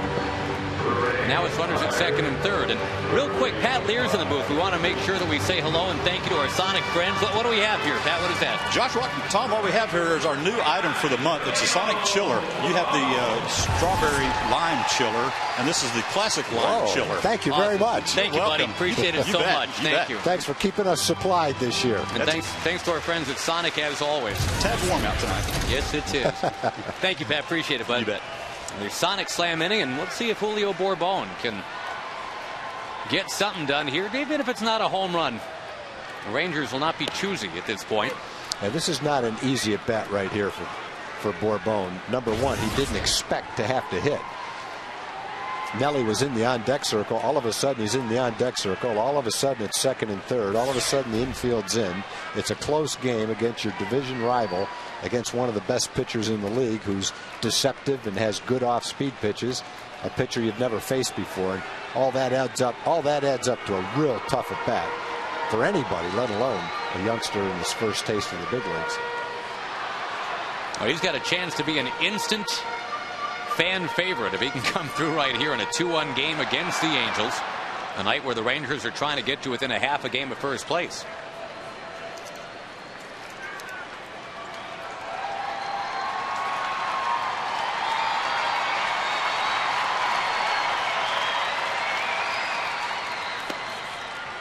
Off the plate outside, Bourbon from the University of Tennessee was having a very solid season as the leadoff man at AAA this year, hitting close to 300. He had some kind of workout before batting practice today. He took a long round of extra batting practice with Rudy, then a long round of outfield work with Gary Pettis.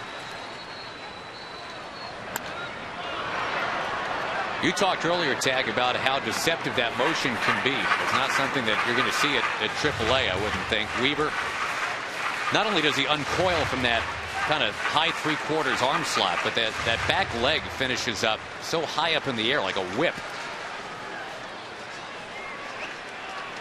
It's kind of all knees and elbows coming at you, and then just when you're trying to follow the flight of that baseball, that back leg comes into your view.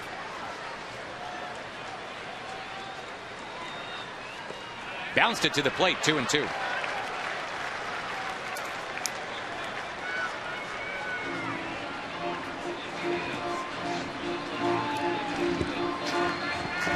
We're being told it's a stiff lower back that has gotten Nelly Cruz out of the ballgame.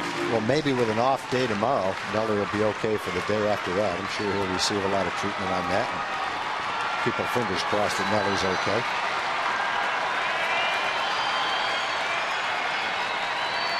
Bourbon comes through. First big league hit. It is 3-1 Texas. Bourbon takes off for second. He is in there. Wow. That is some base running right there. He was flying going to second base. I mean, the Angels did nothing wrong right there. Torrey Hunter is one of the best throwers you'll see from center field. He threw a strike to the cutoff man, who threw a strike to the infielder at second base, and Bourbon still beat the throw to second base. He was just a red blur going. I don't think his feet were touching the ground. Now that will endear you to your home crowd. This is just a base hit into center field. And watch this.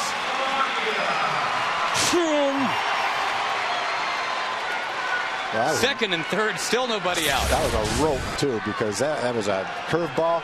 The last 3 or 4 hits that the Rangers have had off Weaver have all been off-speed pitches.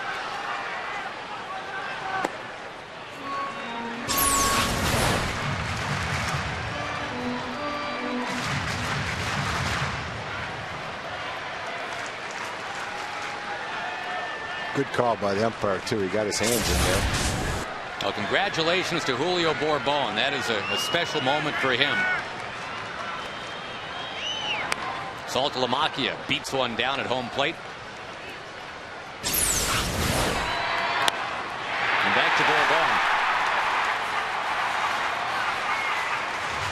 As soon as he saw the throw come to the cutoff man, he took off.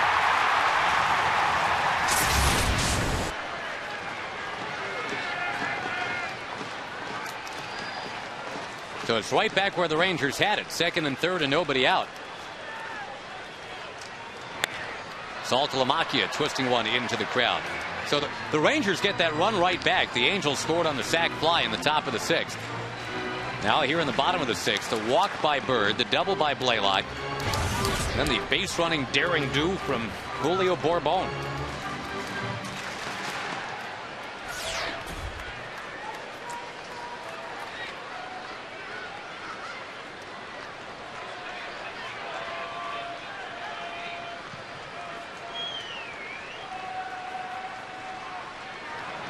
Saltalamacchia drops one foul down that right field line. A great opportunity to take a nice lead in this game. But 3-1 is a nice lead. But you got a man on second, man on third. Right now with nobody out. It'd be great to get them both in. And you got the infield in right now, trying to cut that run off. That's a lot of respect for Kevin Millwood right there. The fact that Mike Scioscia is saying we're going to have a hard time scoring. I can't give up another run right here. Ball gets away on the swing and a miss. The Rangers score again. Blaylock across. And there's a nice break. He made the pitch. He got Jared to swing at a bad pitch. Mathis, who's a very good defensive catcher, couldn't block it. So not only did Salty swing and miss, but he's on first base. There's still nobody out. With runners at the corners now, Saltalamacchia had that happen to him, remember, when Kendry Morales was batting.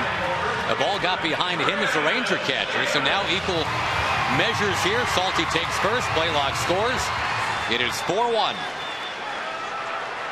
Yeah, the big difference is there was no one on third base when it happened to Jared.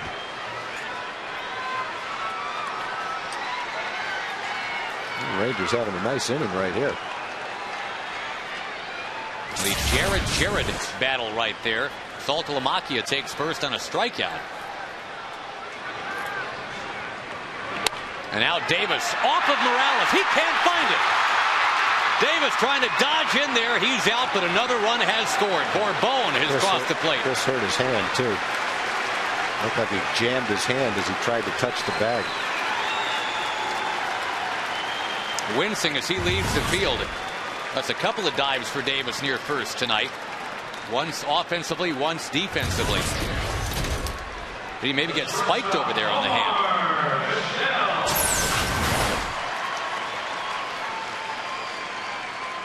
Yeah, he got stepped on. Look at that.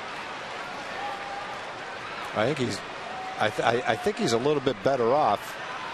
Well, not the way he got stepped on there. He got crunched. I was going to say it might be better off with a little bit of a gash than you are jamming a finger and breaking a finger.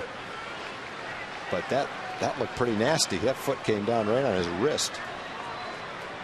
It is a 3-run inning for the Rangers. They're now up 5-1.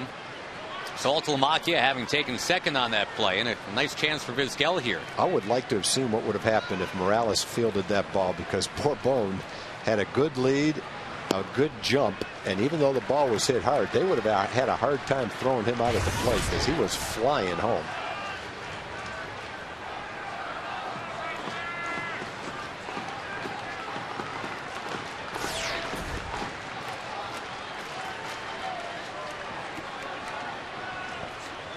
This was a scoreless game into the bottom of the fourth tonight. Vizquel into center field. Torrey Hunter comes up with it. Oh, and they're holding Saltalamacchia. Wide turn for Vizquel, trying to draw that throw. And he does draw it. That's exactly what he was doing.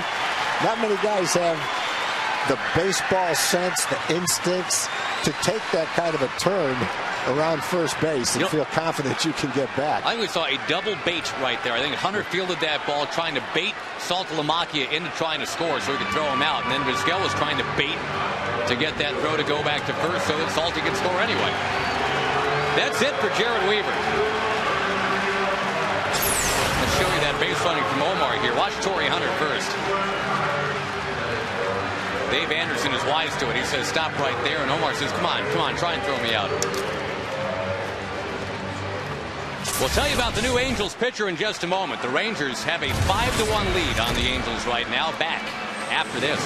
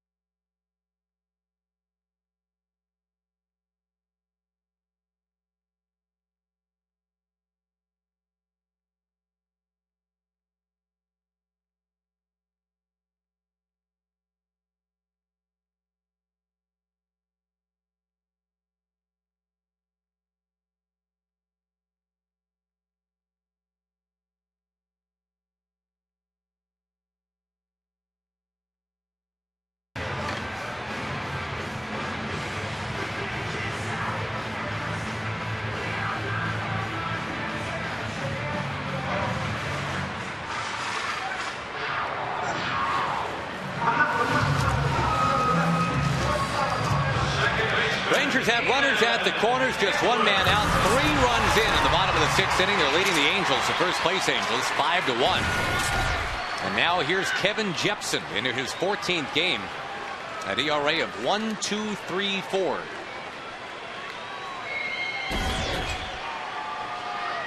And Kinsler with the infield, the double play depth. Will dribble one up near third, foul. The Angels bullpen has been traditionally, at least in this decade, an absolute strength. Not this year. Guys that have been in middle relief especially, and Jepsen's on that list, have actually come on and added fuel to the fire sometimes.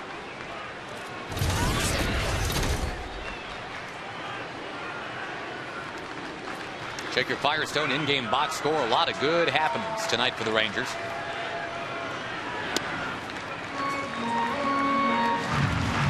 This inning, Mr. Green, began with the ball things a walk. And not to undersell that, the Rangers are trying to get back to basics, work the count a little bit more. Starting with a walk, they've got 3 runs in the 6th inning.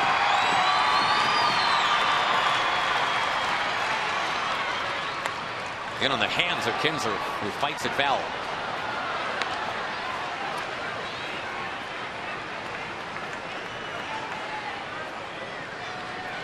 Not the kind of night we're accustomed to seeing from the starter, Jared Weaver. Responsible for 2 base runners here, already 8 hits allowed and 5 runs.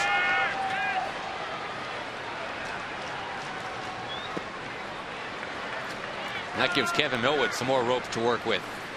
You figure Kevin is good for the 7th inning. And about 90 pitches for the night right now. They got another run out there too. 1 out. Got a man at third base. Got a chance to bring in another one right here.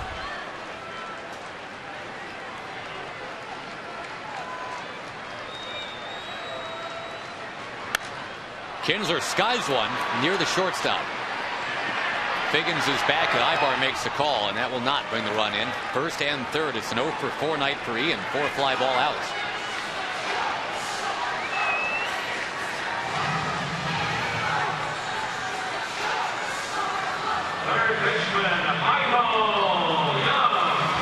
So we'll see if Michael Young can save the inning.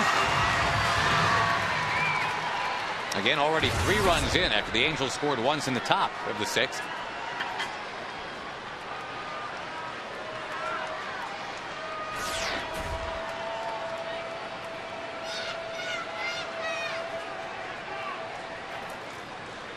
Michael 1 for 3 tonight. And make it 2 for 4 tonight, as that run is going to come in from third. A 4-run, bottom of the 6th for Texas. Oh, that's picking up your teammate right there. Second base hit up the middle. Michaels had. You never have enough runs. We found that out last night. Although the Rangers won the game, the Angels were one man on base from having Vladimir Guerrero bat as the tying run in a game that looked like a blowout. So you never know in this game. Get the runs when you can get them. Finally, Michael Young is to 30 runs batted in for the year. The Rangers have now batted around this inning with David Murphy stepping in. Jared Weaver towards the All-Star game selection now. This is not when he wanted to have 3 starts in a row like this. His last 16 innings now, he has allowed 16 runs. You can see the mark on Chris's wrist where he was stepped on. Hopefully the smile on Chris's face means he's okay.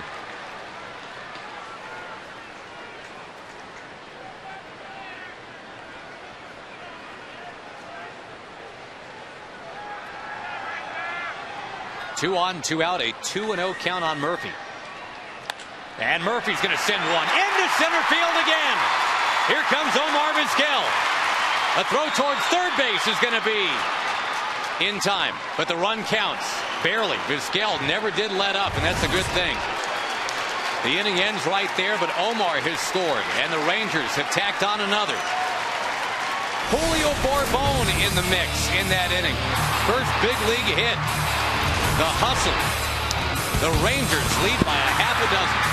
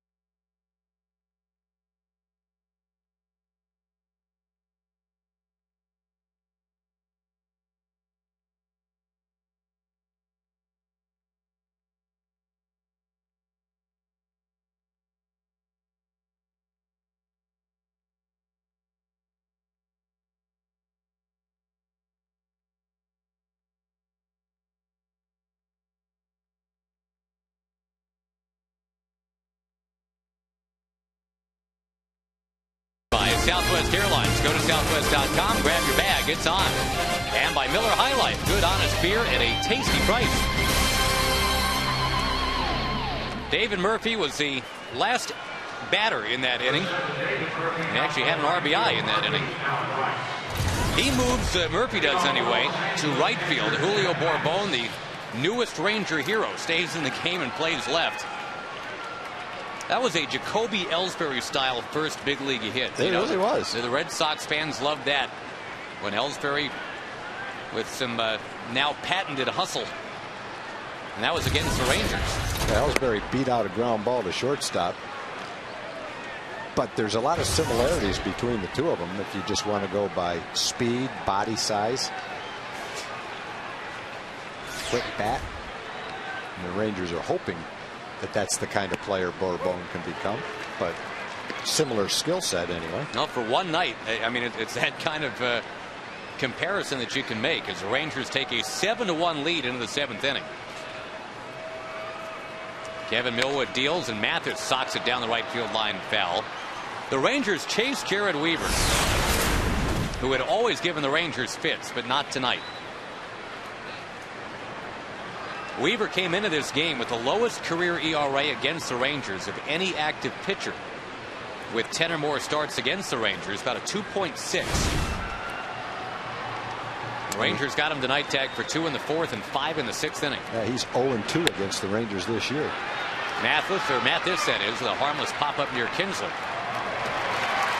One quick out in the top of the 7th inning.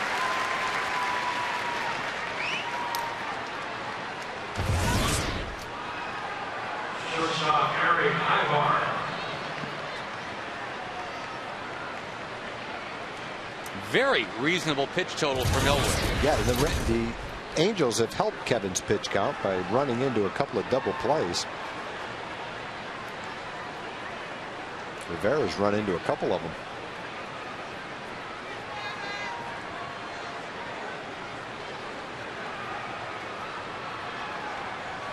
Well, the hope all along was that the Rangers maybe had hit bottom when the Angels came in here and won Monday night. Since that 5-2 loss, the Rangers now have outscored their chief competition 16-6.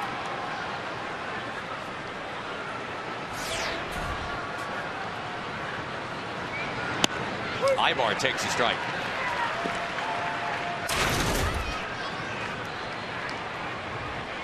Be another tough opponent coming in over the weekend. Tampa Bay has won 7 of 8, and that one loss was tonight. Blue Jays got them 5-0.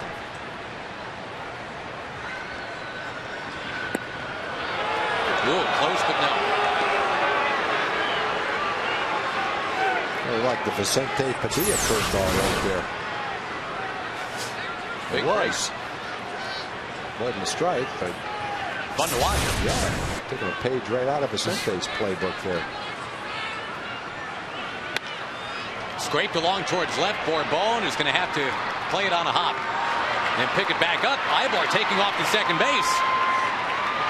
That'll take the shine off the star just a little bit. Julio Bourbon unable to get it in. And remember, he's the guy that hustled into second base just the last half inning. Now somebody turns around, does it to him.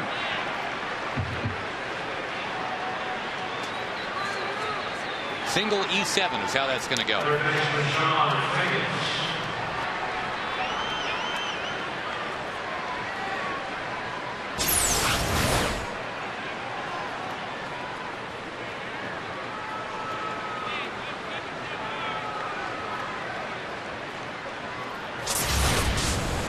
First Ranger error tonight. That is his 6th Angels base hit.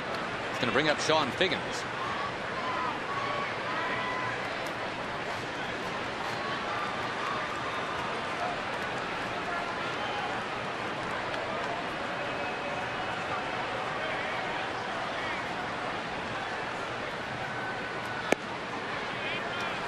Figgins for a while in June was having a great time of it, but he is now 1 for his last 23.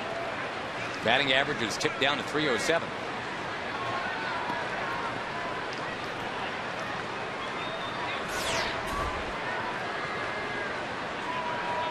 Check some other scores for you in just a moment. Right here, 7-1 Texas. Red Sox beat the Orioles 6-5 in 11 today. They had a 4-run 9th to tie it. All that after the near historic collapse yesterday. Boston had led 10-1, lost 11-10. The biggest comeback in Oriole history. From out of nowhere. Twins have defeated the Royals tonight 5-1. Even though Kansas City out-hit Minnesota 12-8. Only 1 run on 12 hits. Gil Mesh suffers a loss, goes to 4-8. I'm surprised. I thought Gil Mesh was going to have a great year. Looked like it early in the season when the Rangers saw him.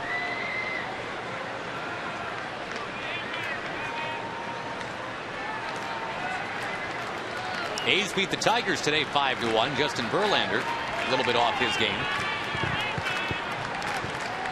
White Sox over the Indians. That's gone final 6-2.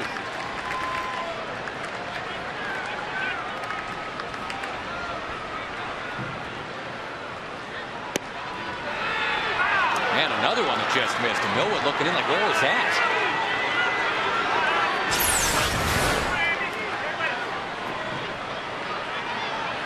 Where was it? It was a strike. That's where it was. Guy's short, but he's not 2 feet tall. Now Figgins comes right back and drills it to the right center alley, and Millwood is very upset.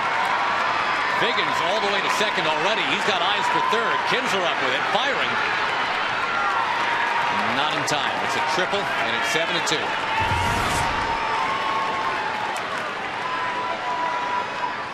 Well, a little blue pit by Ibar. Now Figgins responds with a triple.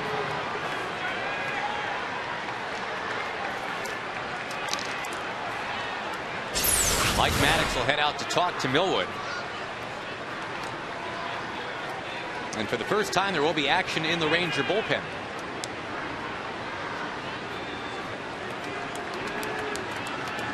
Most other guys, that's a double, but with Figgins, you're thinking that's a triple, and it was.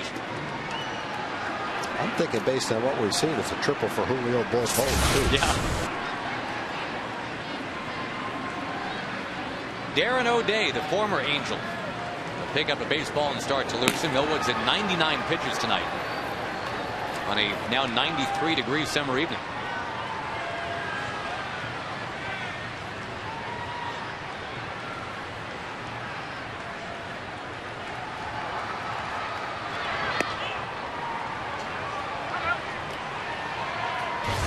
Always patient Bobby Abreu drew a walk last time.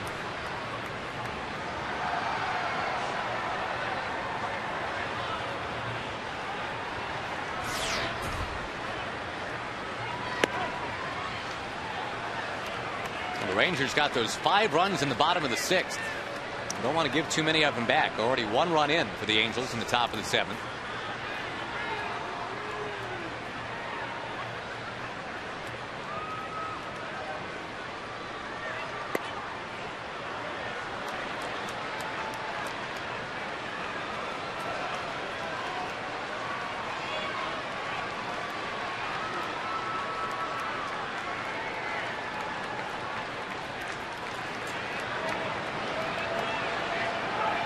On 3-0. That is ball 4. Well, that does put the double play in order. And that's 3 straight base runners for the Angels now, and something for Ron Washington to think about. Do you go get Darren O'Day, or do you stay with your ace? Well, Kevin's had good success against Hunter tonight. 2 ground balls to short and a strikeout. And it hasn't been an easy game, even though it's 7-2 right now. The Angels have had a lot of men on base. They've left a couple of men out in the 4th and 5th. And what that means is on a hot night, Kevin's had to make a lot of pressure pitches tonight, which those kind of pitches, those kind of innings, that kind of bearing down takes a little bit more out of you. And so after 103 pitches, he's probably feeling a little bit more wear and tear tonight than normal. Torrey Hunter socks one to right field. David Murphy going back to the wall. He can't get it. 1 run is already in. They're looking for 2. They're going to get 2, and here come the Angels. Runner at second base, still just 1 out, and it's now 7-4. Vlad Guerrero coming up next, and he's 3 for 3 tonight. So that is going to be the end of the night for Kevin Millwood.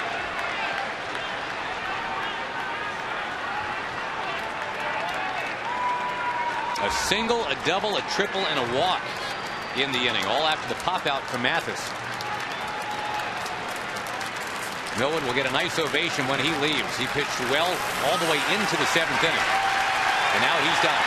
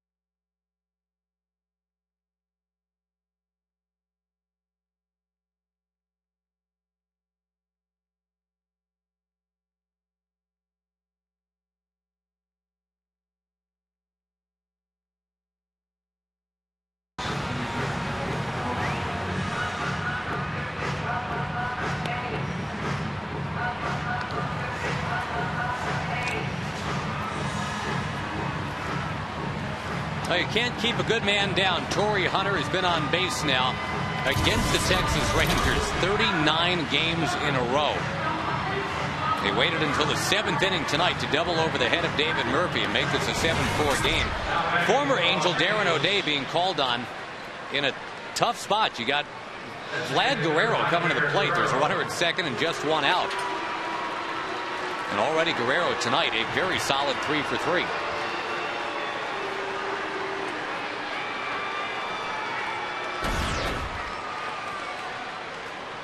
Well, this was absolutely tagged the pitcher's duel that we had anticipated into the bottom of the 4th, but since then it's gotten a little crazy. There was 0-0 into the bottom of the 4th. Now 7-4 Rangers. Runner going second to third right away. Saltalamacchia fires. They had him.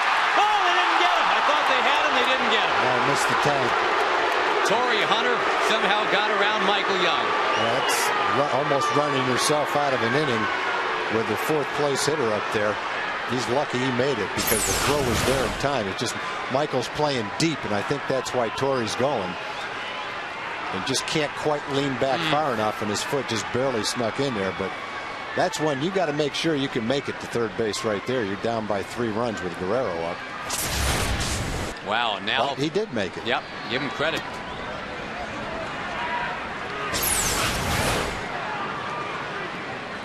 Michael's going to slap this ball down, but it's going to hit dirt instead of uniform.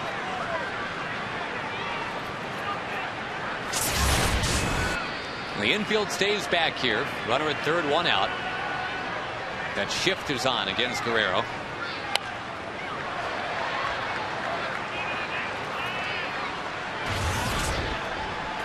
Well, even a sac fly here would make it a 7-5 game. You'd almost take that, though, right? Just to clear the bases and exhale a little bit.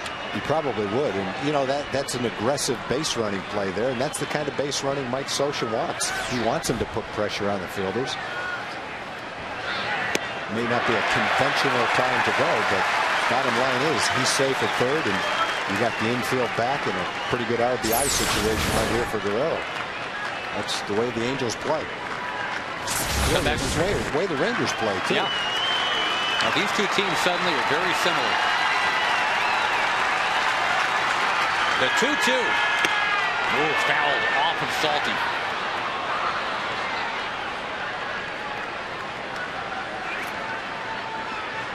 Nobody's hit the Rangers like Vlad Guerrero's hit the Rangers over this decade. A career 400 hitter against the Rangers.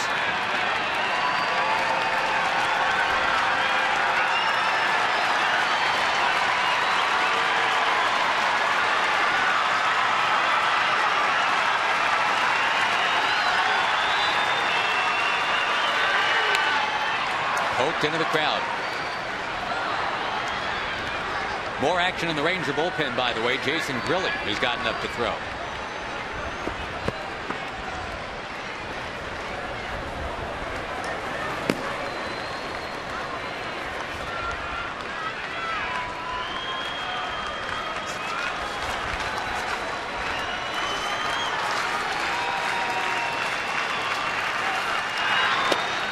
Check swing, 3-2.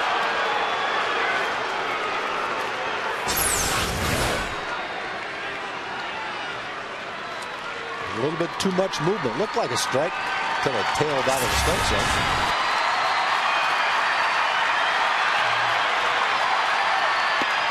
Now ball 4. The tying man is coming up.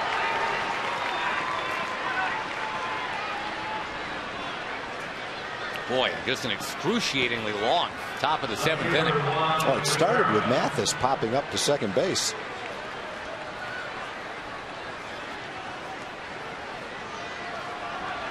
But one little ground ball here to Omar Vizquel and turn a double play, get out of the inning. Everything will look okay.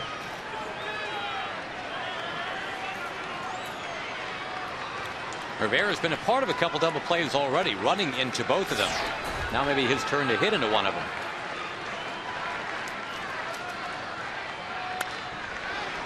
Takes a big cut, fouls it back. The runner on third is the responsibility of Kevin Millwood.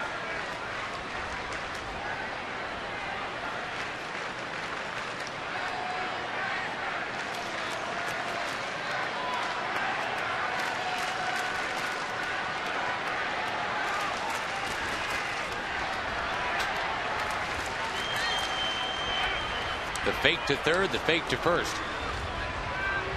Rangers out hitting the Angels 10-8.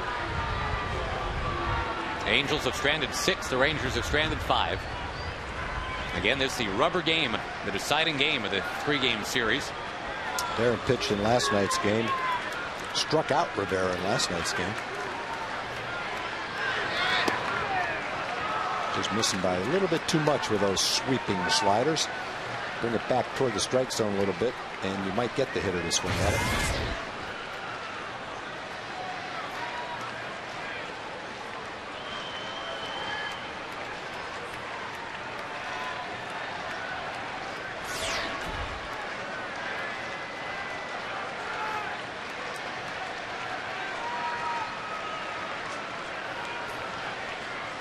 Runner going first to second. Saltalamacchia is going to throw it. The tag. They got him. This time they got him. Oh, it's aggressive base running. Hunter was barely out, barely safe at third base. Guerrero's barely out at second base, but it's a huge out for the Rangers right there. Guerrero doesn't run like he used to. Thought he could sneak in there on the Rangers, but not on Saltalamacchia. He gunned him out at second base. Big out right there for the Rangers. Wow.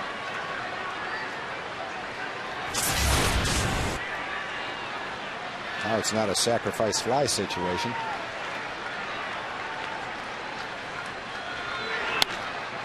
There's the sacrifice fly right there. Unfortunately, it's the third out. Perfect. Marlon Byrd has got it. That's a big throw from Saltalamacchia to help out the Rangers. Have a 7-4 lead at the stretch.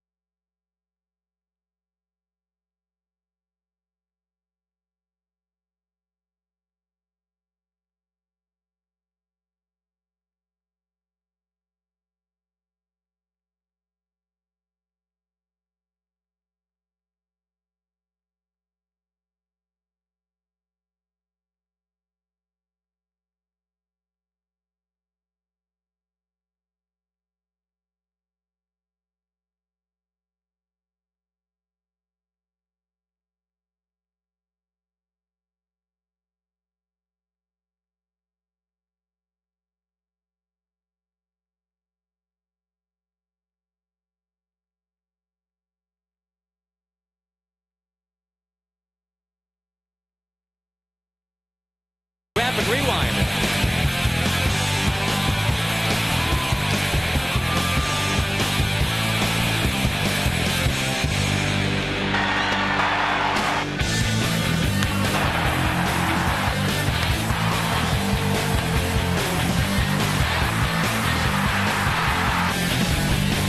AT TEX, the nation's fastest 3G network. Your world delivered.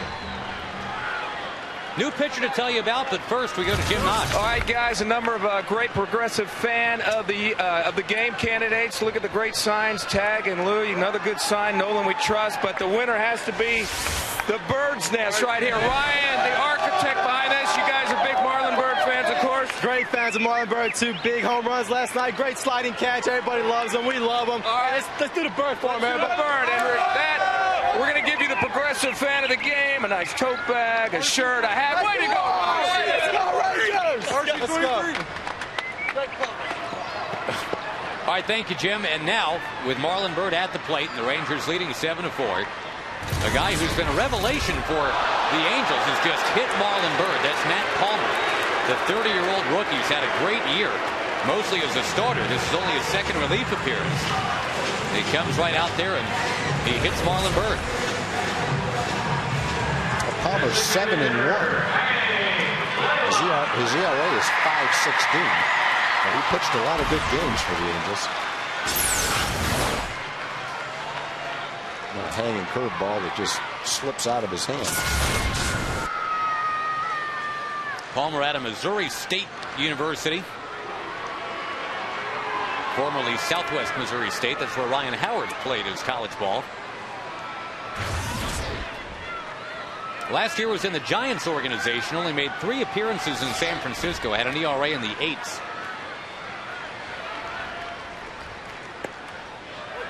But with the tragic death of Nick Adenhart, the Angels kind of rooting around for a 5th starter. They discovered Palmer, and as you said, Tex, 7-1. No quarrels with that.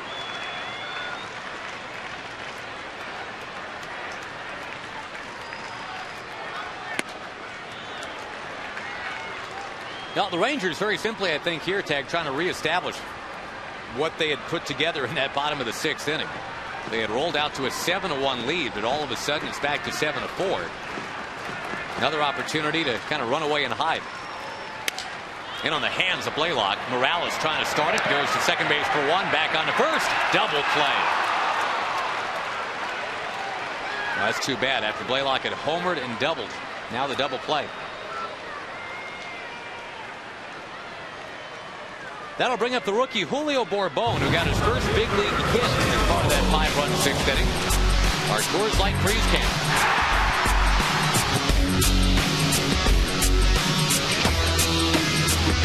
There's that ball that will be treasured by Bourbon, I'm sure.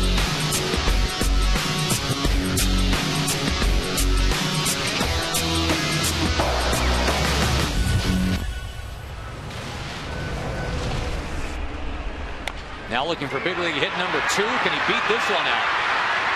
Close, but no. And the Rangers go quickly and quietly in the bottom of the 7th. It is up to the bullpen now. The Rangers 7 and the Angels 3.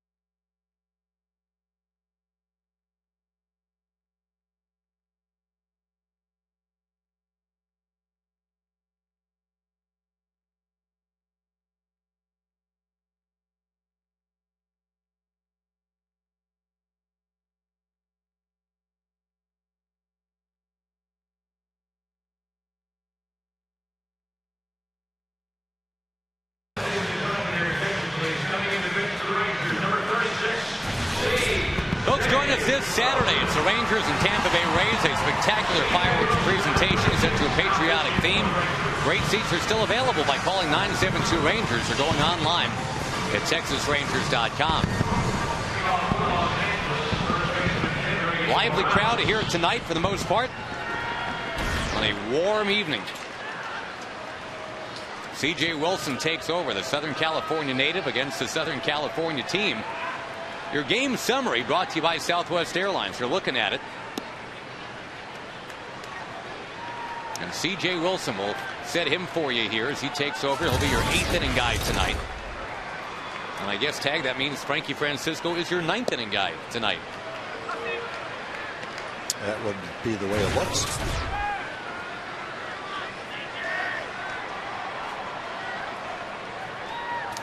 Now, C.J. yesterday gave up a double. He hit a batter, and then there was an error committed behind him as he pitched in the 9th. But for the most part, save for that one meltdown inning in Detroit way back in April, it has been a really, really nice year for C.J. Wilson. Well, some strange things happened in that inning, too. There was that little semi-slicing line drive that Elvis couldn't get to. There was a double down the left field line that took about 5 minutes to get by the third base bag. So it wasn't like it was a total meltdown. There were some bad circumstances in that outing, but didn't throw the ball quite as bad as it looked. Well, C.J. throwing well right here. Kendry Morales with a foul tip. Good changeup right there. Had him out in front of it, but he just managed to get a little piece of it.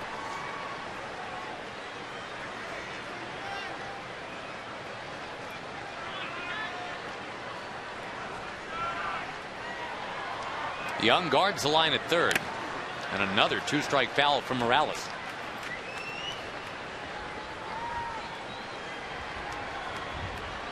Kevin Millwood started.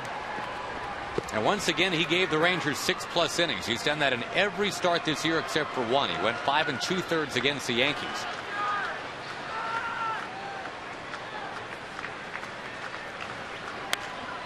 That ball is into center. That is a base hit for Kendry Morales. So, with the leadoff man on and his Torres coming up, let's quickly go to John Radigan. Josh, I appreciate it. I wish I was a little more, should I say a little less nervous, but these Angels can make you nervous. Let's hope that C.J. Wilson holds on and the rest of the bullpen holds on, and we'll be talking to Kevin Millwood to see if he's low-key about how he did tonight. I'm sure he will be, and I'm hoping that we'll be talking about a Rangers victory. It's all coming up. It's Rangers Live right after the game as we talk about the Rangers getting back to within a half game of the Angels. That's the hope. Thank you, John. Right now it's looking good, 7-4, but still 6 outs left to get.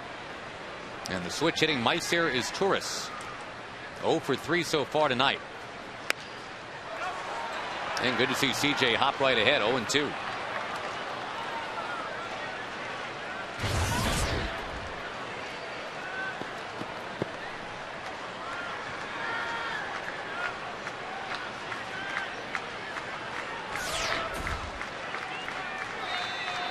Got him. C.J. Wilson takes care of his Torres on 3 pitches, and they'll pinch hit Mike Napoli next instead of Jeff Mathis. Good fastball right there. Got it in. Tied him up at 94 miles an hour. Way out of the strike zone. Got him to swing at it anyway. Everything up around the letters of his Torres.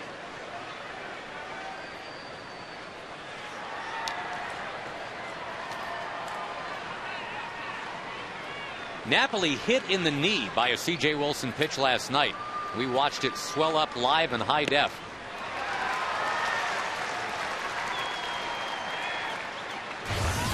Napoli makes a lot of contact. And a catcher anyway with a sore knee to boot. Makes him a double play candidate here. Put it in play on the ground. 5 straight strikes from C.J. It's 0-2 to Napoli.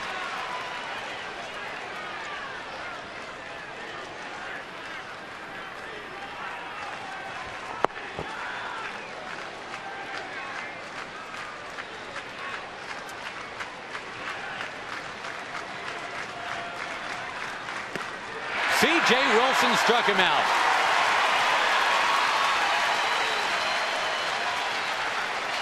A pretty good comeback after the little jam shot that Morales shot out to center field. Blows away his Torres. And Napoli, similar pitches, way up out of the strike zone.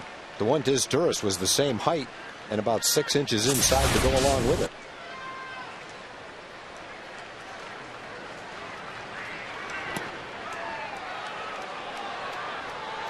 Close but no to Eric Ibar. He's got 2 hits tonight.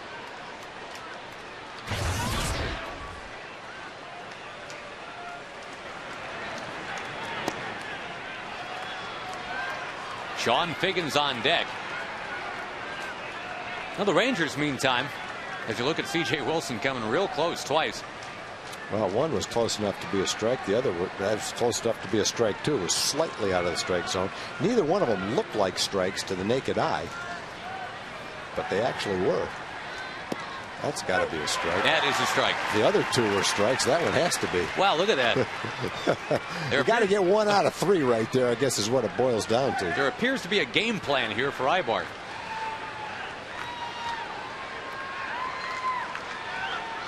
That one comes in on him, and he slaps it foul. So now 2-2 with 2 out in the top of the 8th. Rangers trying to pull to within a half a game of first place.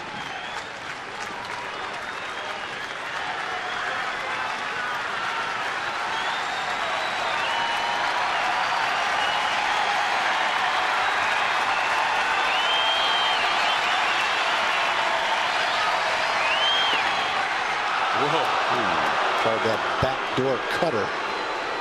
Must not have quite come around and got in the back door, but just been knocking on the front door, on the back door. Left it on the porch. Yep, didn't quite get in there. Didn't get in, but they knew he was there. Morales will get going.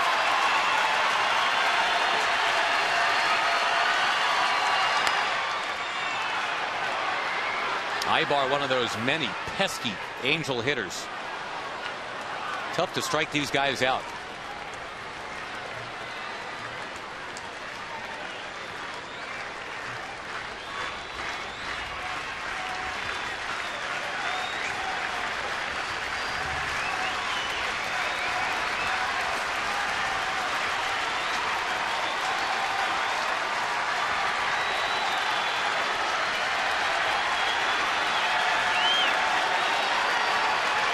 Three-two pitch. We will do it again. Rangers wearing their red uniforms, so CJ's got the red glove tonight. He's the only Ranger pitcher that accessorizes when they wear blue. He's got the blue glove.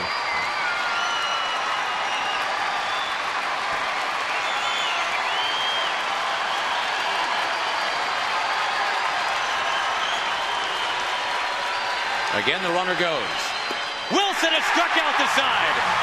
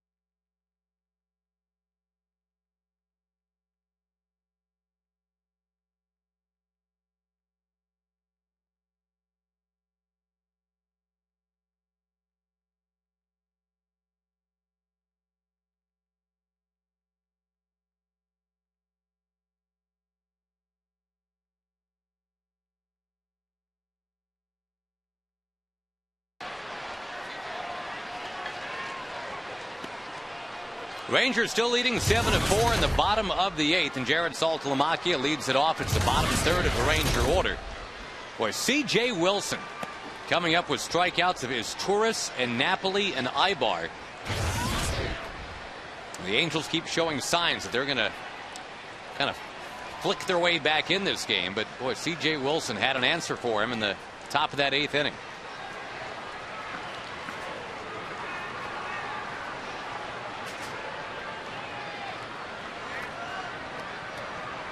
Salty has reached base twice tonight, getting hit by a pitch and striking out to reach base. A strikeout wild pitch.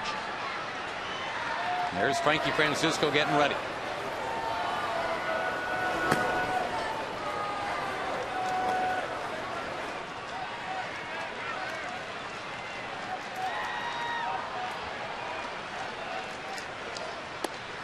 Palmer deals down and outside. This was a game started by Jared Weaver, the ace of the Angels staff. The Rangers got to him, chased him in the 6th inning after he had allowed 7 runs.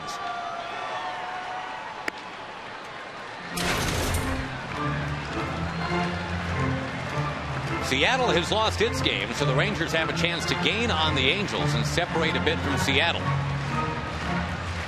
If the Rangers can hang on here, they're a half a game behind the Angels. And 3 ahead of Seattle. Salty draws the leadoff walk. Tampa Bay comes in here next. That is on Friday. And the Rays have played some great baseball of late, winning 7 out of 8. But the Yankees keep winning too. Boston, then the Yankees, then Tampa Bay. That's a tough division. Tampa Bay's 44-36. That's about the same record the Angels have. But Tampa Bay is 5 back.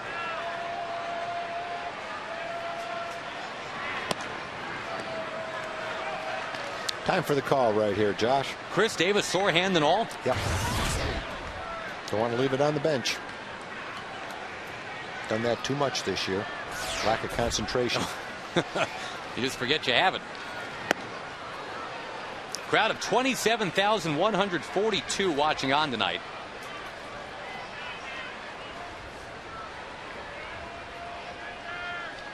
Now you've seen Davis contribute. Got an RBI single and an RBI groundout.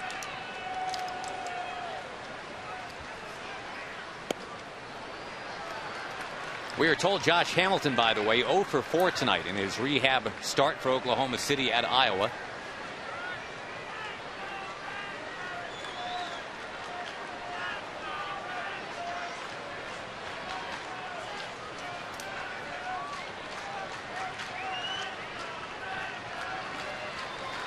Josh hoping to be on the active Ranger roster by this 4th of July weekend.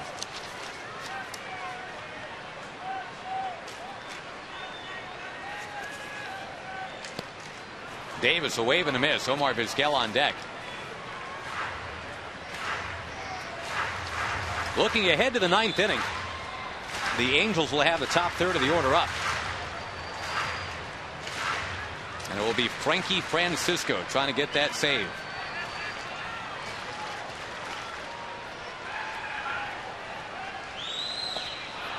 Davis, nope, not able to get it. So the first out of the inning, we go to John Radigan, and I'm told he's got a movie review for us. I do indeed, Josh. It's a movie review of a great 20th Century Fox production, The Ice Age. The movie is so good, I'm telling you, I'm getting cold just reviewing it out here. 90-something degrees, and I'm freezing out here talking about The Ice Age. What a great movie. Did you see the others? They're awesome. Ray Romano couldn't be better. You got to check out The Ice Age. It's coming your way. It starts today, in fact. Theaters everywhere. Go see Ice Age, and you will be as cold as I feel right now. A ringing endorsement. Thank you, John. Freezing. Yes, no, I get it. Thanks. Yeah. All right, thanks. I guess we really better go see that movie. I guess if you want to freeze. I feel like we're going to be fired if we don't go see that movie. We'll be getting to John Radigan after the game. Rangers Live, of course. Yeah, I did, and I don't know if you can.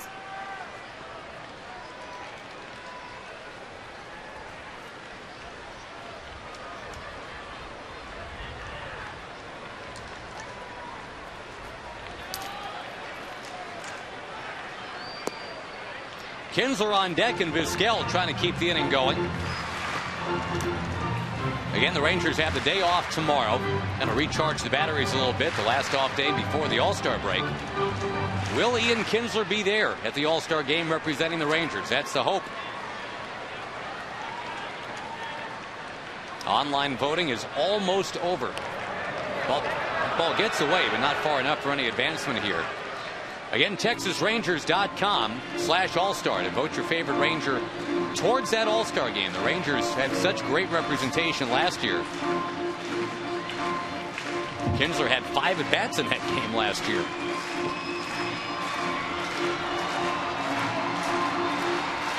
Well, he won't get 5 this year if he's voted in. Yeah, he'll start. He'll probably right? get 2 or 3 if he starts. That ball squirts up near first, stays foul.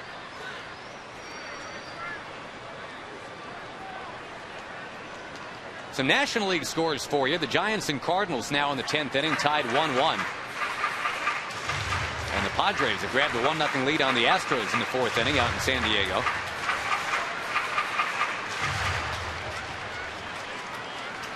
Remember, the Padres came in here and took 2 out of 3. Now the Rangers trying to take 2 out of 3 from the Angels. Been a funny season to figure out.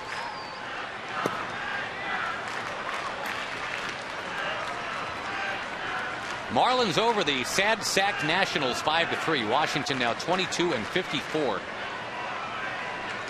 Gave it a pretty good ride tonight, but Florida with 2 in the 8th to win it 5-3.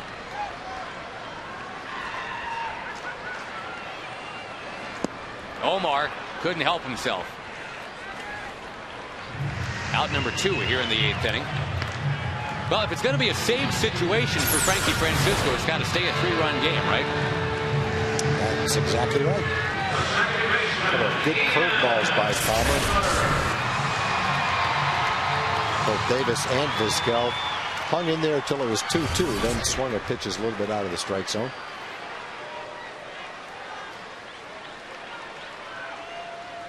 Mets beat the Brewers today 1-0, even though Fort Worth's Giovanni Gallardo struck out 12 in that game for Milwaukee. What a tough loss that was. As the Mets win it 1-0, K-Rod, the former Angel great, save number 21. One of a couple of 1-0 games today. Yeah, the Dodgers had one as well, beat the Rockies with a run in the bottom of the 8th. Jonathan Broxton, save number 19. 3 Dodger pitchers combining for a 3-hitter. The Braves hammered the Phillies 11-1. Jair Jurgens took a no-hitter deep into that game, settled for a 2-hitter. 11-1 Atlanta over Cole Hamels and the Phillies. Been a down year for Mr. Hamels, only 4-5.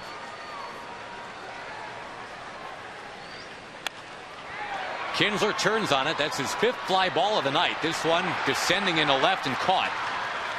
So it will indeed be a save situation now for Frankie Francisco. The Rangers lead the Angels 7-4.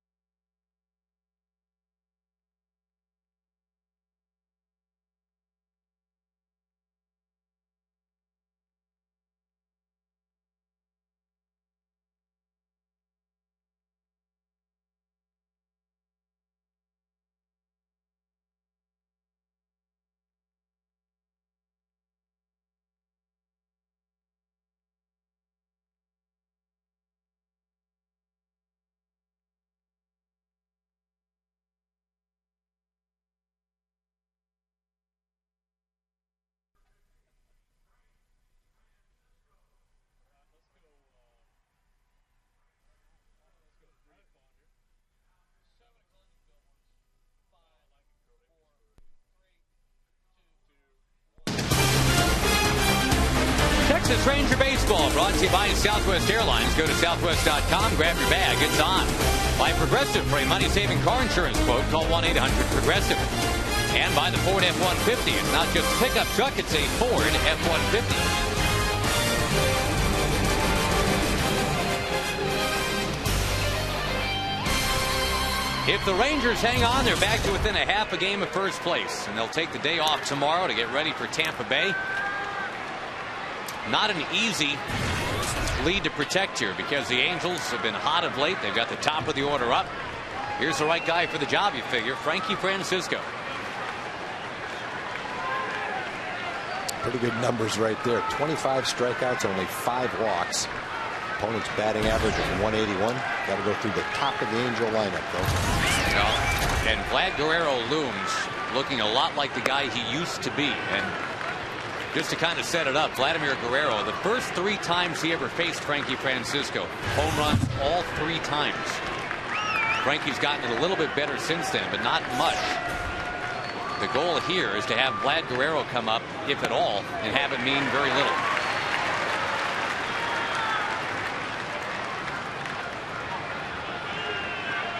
Millwood trying to get that 9th win of the year. Darren O'Day and C.J. Wilson on in relief, and now Francisco. A strike to Figgins.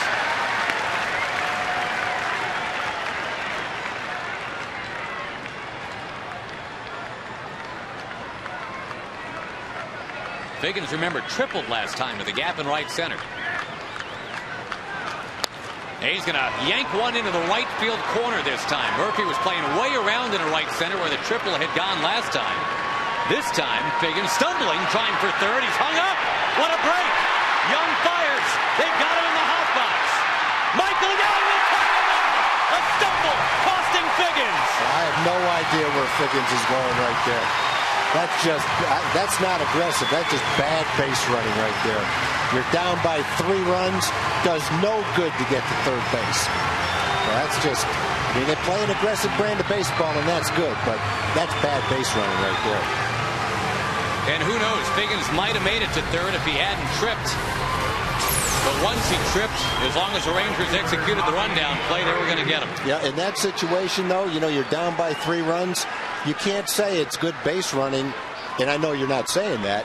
If he makes it and he's out because he slipped, you don't want to give yourself a chance to slip and get thrown out. You're the same at second as you are at third right there. Well, and again, if you're the Angels, you want Vlad Guerrero batting in this inning with a chance to make a difference. And now it's simply nobody on, 1 out. That's a huge break right there. Figgins hit a good pitch, too. He saw 3 fastballs and then a curveball, and he ripped it into right field. The scoring on the play is, of all things, a California zip code, 94565. And a huge break for the Rangers. Well, they've had a lot of outs on the bases today.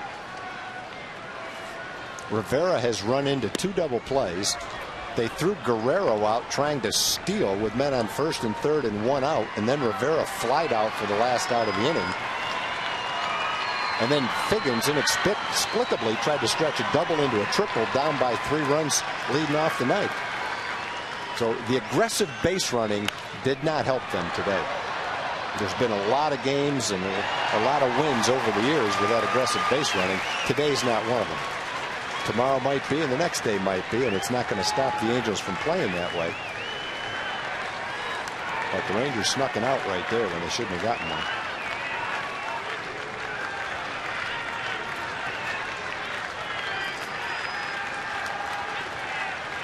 On 2-2 to Bobby Abreu. 3-2. Torrey Hunter on deck.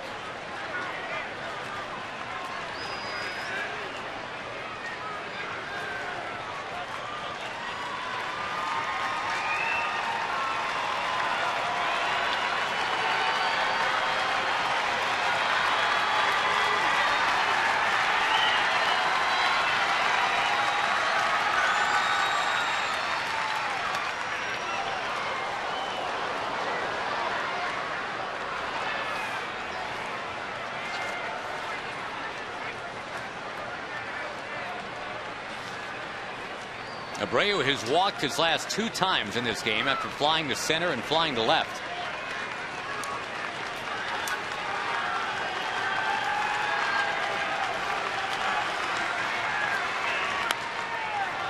And again, with Abreu, like a lot of these Angels, just tough to finish him off. You can get 2 strikes on him, but getting that 3rd one sometimes is not easy. Well, CJ finished 3 of them off in the 8th inning, though.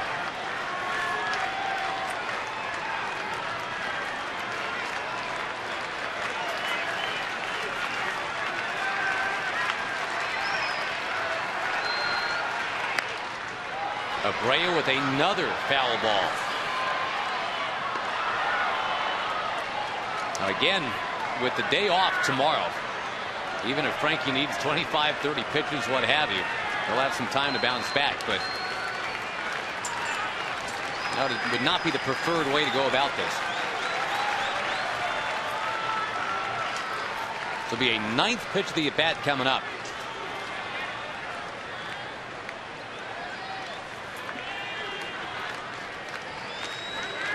Rangers with 2 run-scoring innings tonight, a 2-run 4th and a 5-run 6th. Millwood and company getting it done on the mound.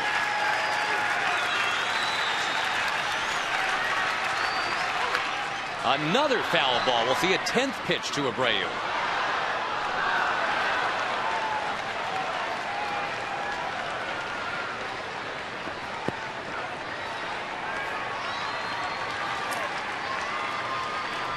Last 2 a little bit out of the strike zone, but Abreu's not taking any chances.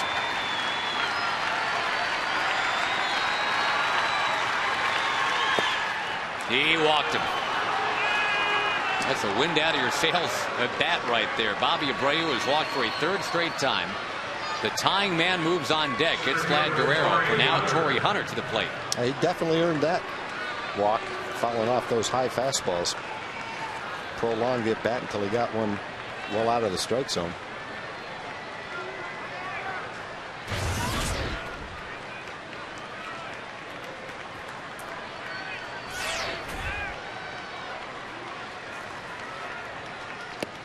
There's a strike to Torrey Hunter. Now, in the past, Hunter against Frankie Francisco, it's pretty much been walks or strikeouts.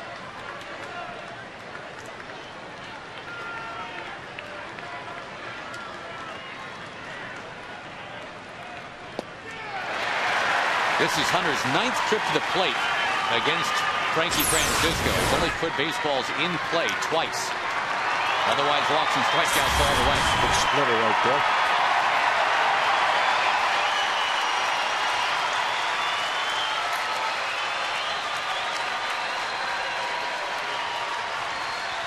The 0-2. Getting away from Saltalamacchia. So any thoughts of the double play now are erased.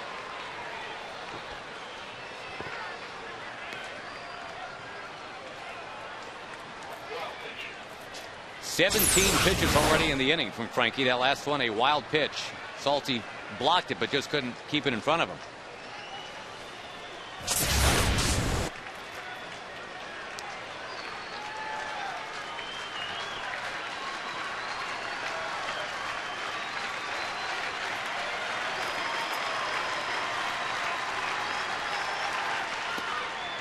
Two and two. He was wanting to swing at it. It was just too far outside. But he hurt himself on that check swing, it looked like. Says he's okay.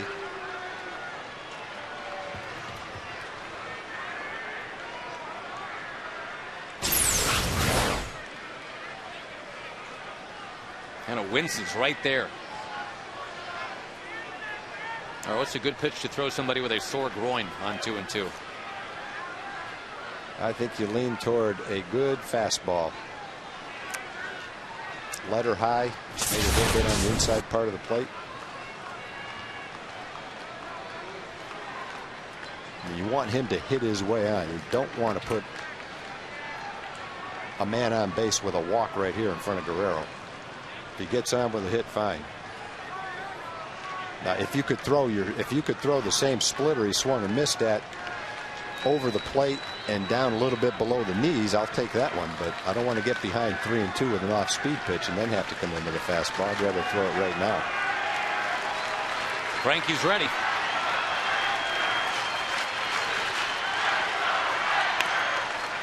Fouled up near the Ranger dugout. That was the fastball.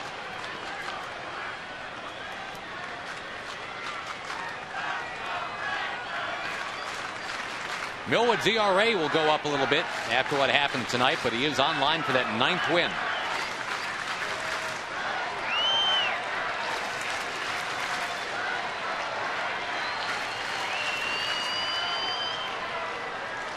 Again, Seattle has lost tonight. The Yankees beat him 4-2.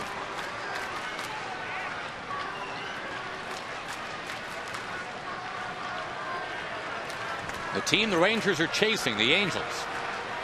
And it's 7-4 in the 9th. 3-2 after the walk to Abreu. And you wonder if that Abreu at bat maybe kind of took a little something out of Frankie Francisco. Working hard on a hot night, a 10-pitch at bat.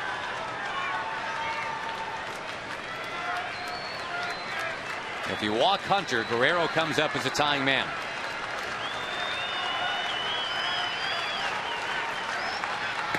And he walked him. And boy, you're really thankful now that Figgins ran into that out, huh?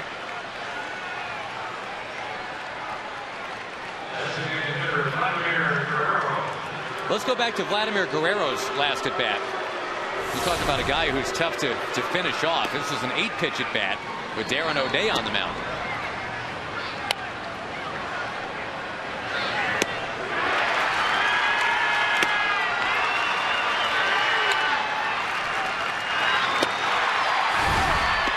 Now back live. There's Guerrero. Swings at the first one, pops it up. But who's going to get it?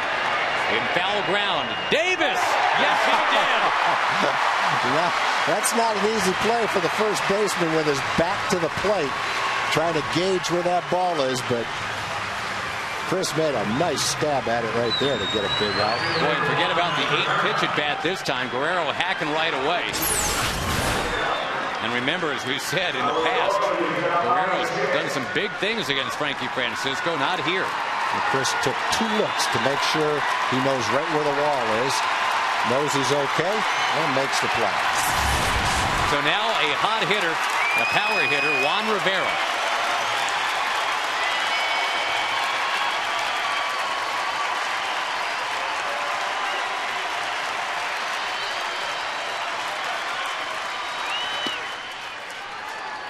And Kendry Morales on deck as a potential go-ahead run.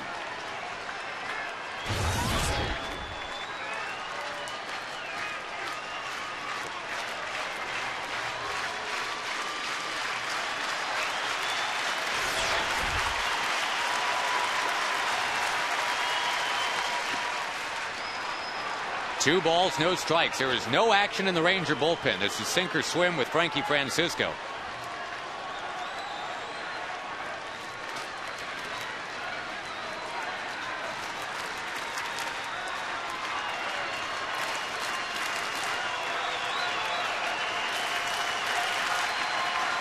Big hulking Rivera waiting, swinging, driving it right center field. Murphy going back at the track, at the wall. We are tied.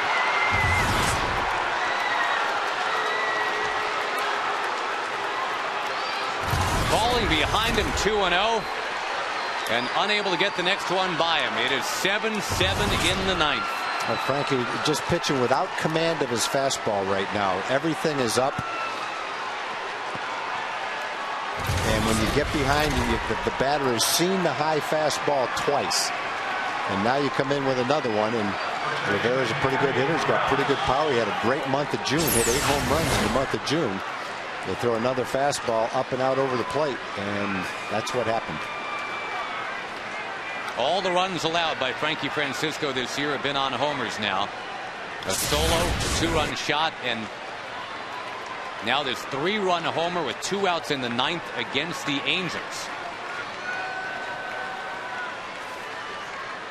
Now, Frankie got a break when Figgins ran into the first out of the inning, but obviously got himself in trouble when he walked Abreu and he walked Hunter.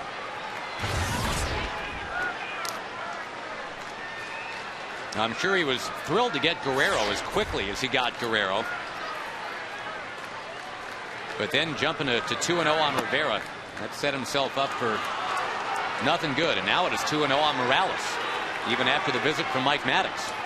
I think Ron's going to have to get someone warmed up right here, because Frankie's at 27 pitches, and you just can't leave him out there if he's going to be struggling to throw a strike. Jason Grilly getting up in the Ranger bullpen. The Rangers now will have to bat in the bottom of the ninth. They will have 2, 3, 4 in the order coming up. Big swing from Morales. Well, we had talked about Juan Rivera as a guy that was just smoking the ball throughout the month of June. And he had run into some outs tonight on the bases, but boy, what a pivotal swing he just took here in the ninth inning.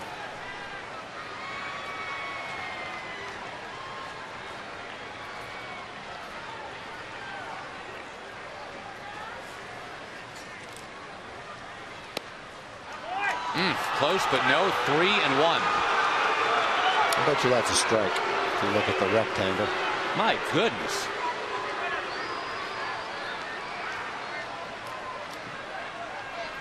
Got a 3-1 count, and he's thrown 4 strikes.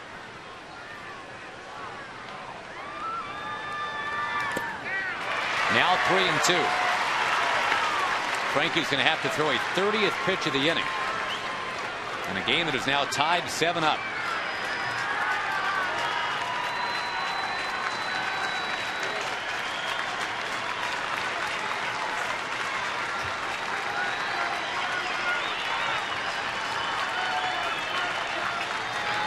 He got it.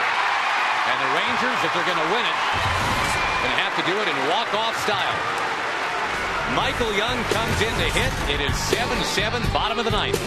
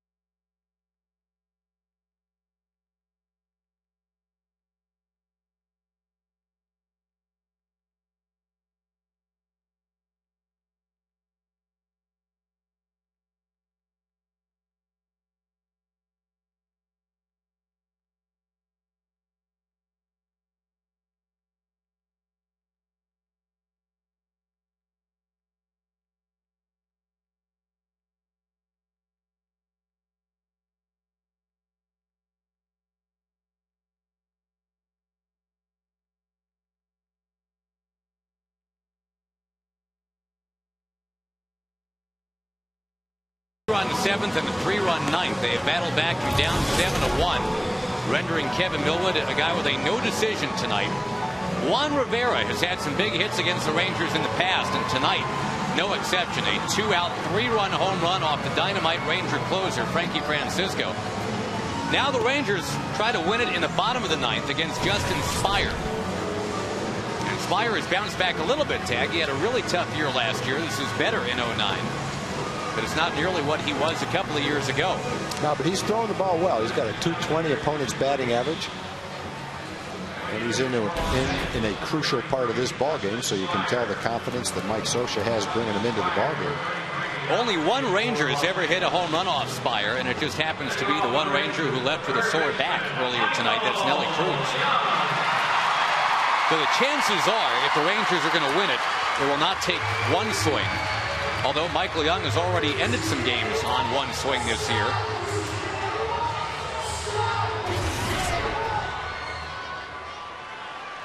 Now the Rangers psychologically now just have to shake it off, have to regroup. They have taken the 7-1 lead, unable to hold it. They can win it right here.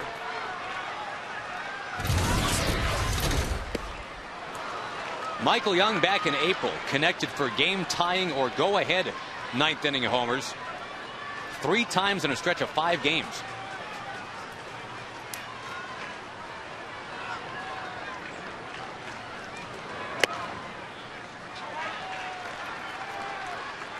Michael's done some real nice work against these Angels going back to last year. He's hit safely in 18 of his last 19 games against him. Been about a 400 hitter. Lays off. Good check swing right there. 2-1.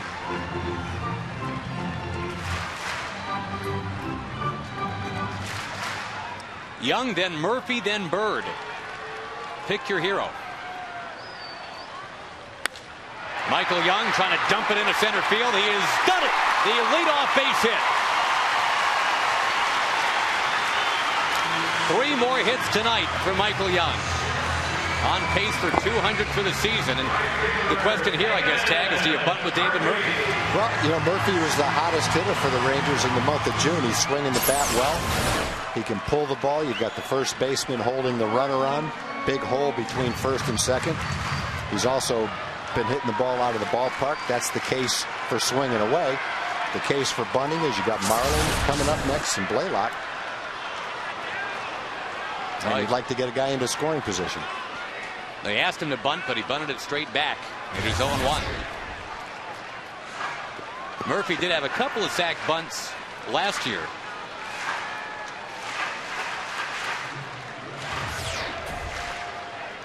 One so far in 2009. The Rangers as a team have 16 of them. That's about mid-pack in the American League. Going to make the first baseman get it. Murphy does his job. The winning runs at second base. And here comes Marlon Bird. Good job by David right there, making sure he got that bunt down. Good bunting technique right there.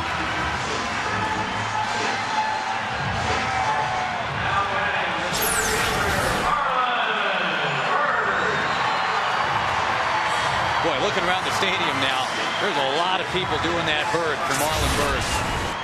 Pretty excited to have number 22 at the plate right here.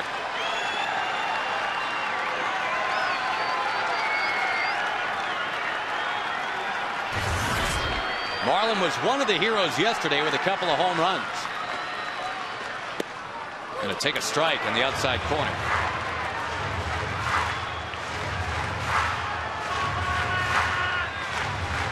Got some decent arms out there in the outfield for the Angels. If Marlon Bird singles sharply into that outfield, it's not a done deal that Michael Young scores.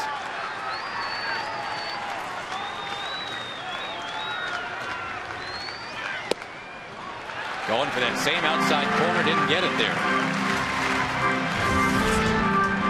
Blaylock on deck.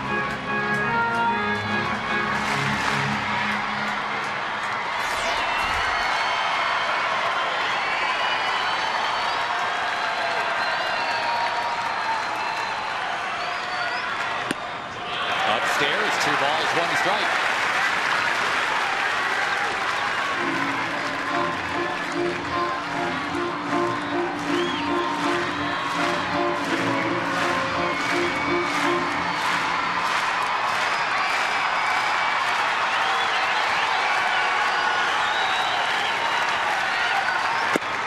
Inside corner, 2-2. Everything at 85 miles an hour here, right on that number. Inspired. That was a backup slider right there. All it did is spin, didn't break. Not an easy pitch to hit. If you could throw that pitch on purpose, you got a pretty good pitch. The hitter picks up the spin and anticipates it's going to break. Ooh, that one was close. 3-2.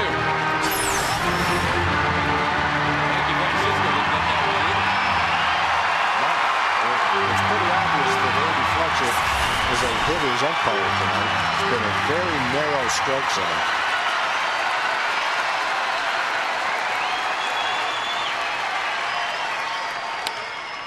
Fouled into the crowd of 27,000 plus.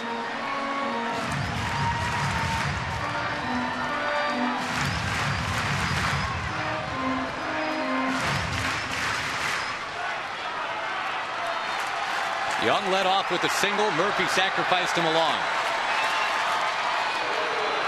Napoli out to talk to Spire.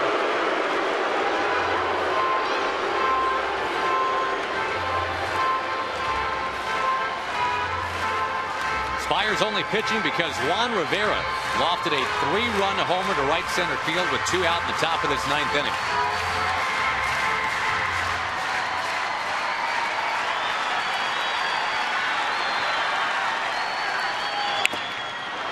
Another 2-strike foul.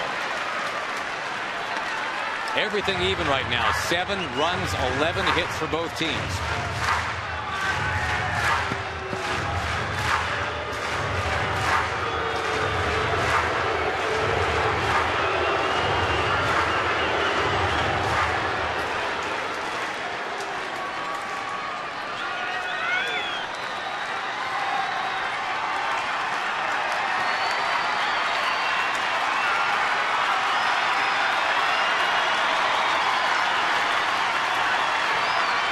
Marlin takes a called 3rd strike. Spire made some nice pitches in that at bat. He didn't give him really anything within the middle of the strike zone to hit. Had a pitch, a breaking ball, called the ball that was pretty close to being a strike. And there was a cutter, not quite on the strike zone, but number 8 the call. And number 5 looked like a strike. He didn't get the call, but that last pitch was not a strike. It was outside.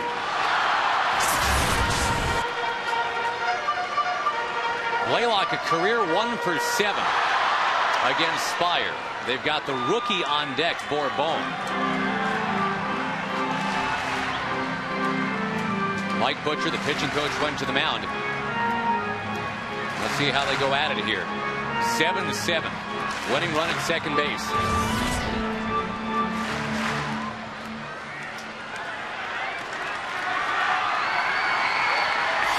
Hank's got a homer and a double tonight.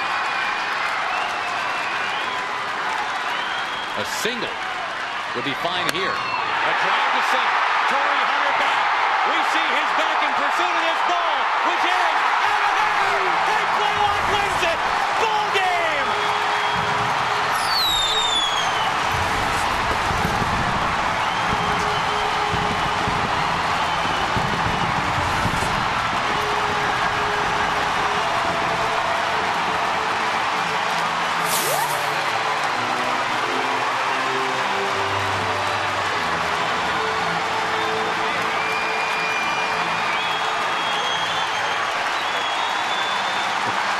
If Hank survived that, he's going to be okay. He's injury free. Please, Hammer, don't hurt him. The Rangers win it. The fans are frenzied here in Arlington after the 3-run top of the 9th, 2 in the bottom. As Blaylock wins it, his 2nd home run of the night. And the Rangers are just a half a game behind the Angels now. What a finish. You know, as heartbreaking as Rivera's 3-run homer was to tie it, it created even more excitement for the win when Hank takes that fastball right down the middle of the plate. Spire made some really good pitches to Marlon Byrd, but he grooved the first fastball. Hank was not waiting any time to get a good pitch to hit. He hit the first one he saw. And with first base open, he takes Spire deep. Yep, Bone, the rookie, was on deck. And as soon as the ball got beyond Hunter, you knew the game was over. It just was it going to be 8-7 or 9-7. It ends up 9-7 because it's the 2nd homer of the game for the Hammer. Michael Young started that rally with that single. And his good buddy ends it with a home run.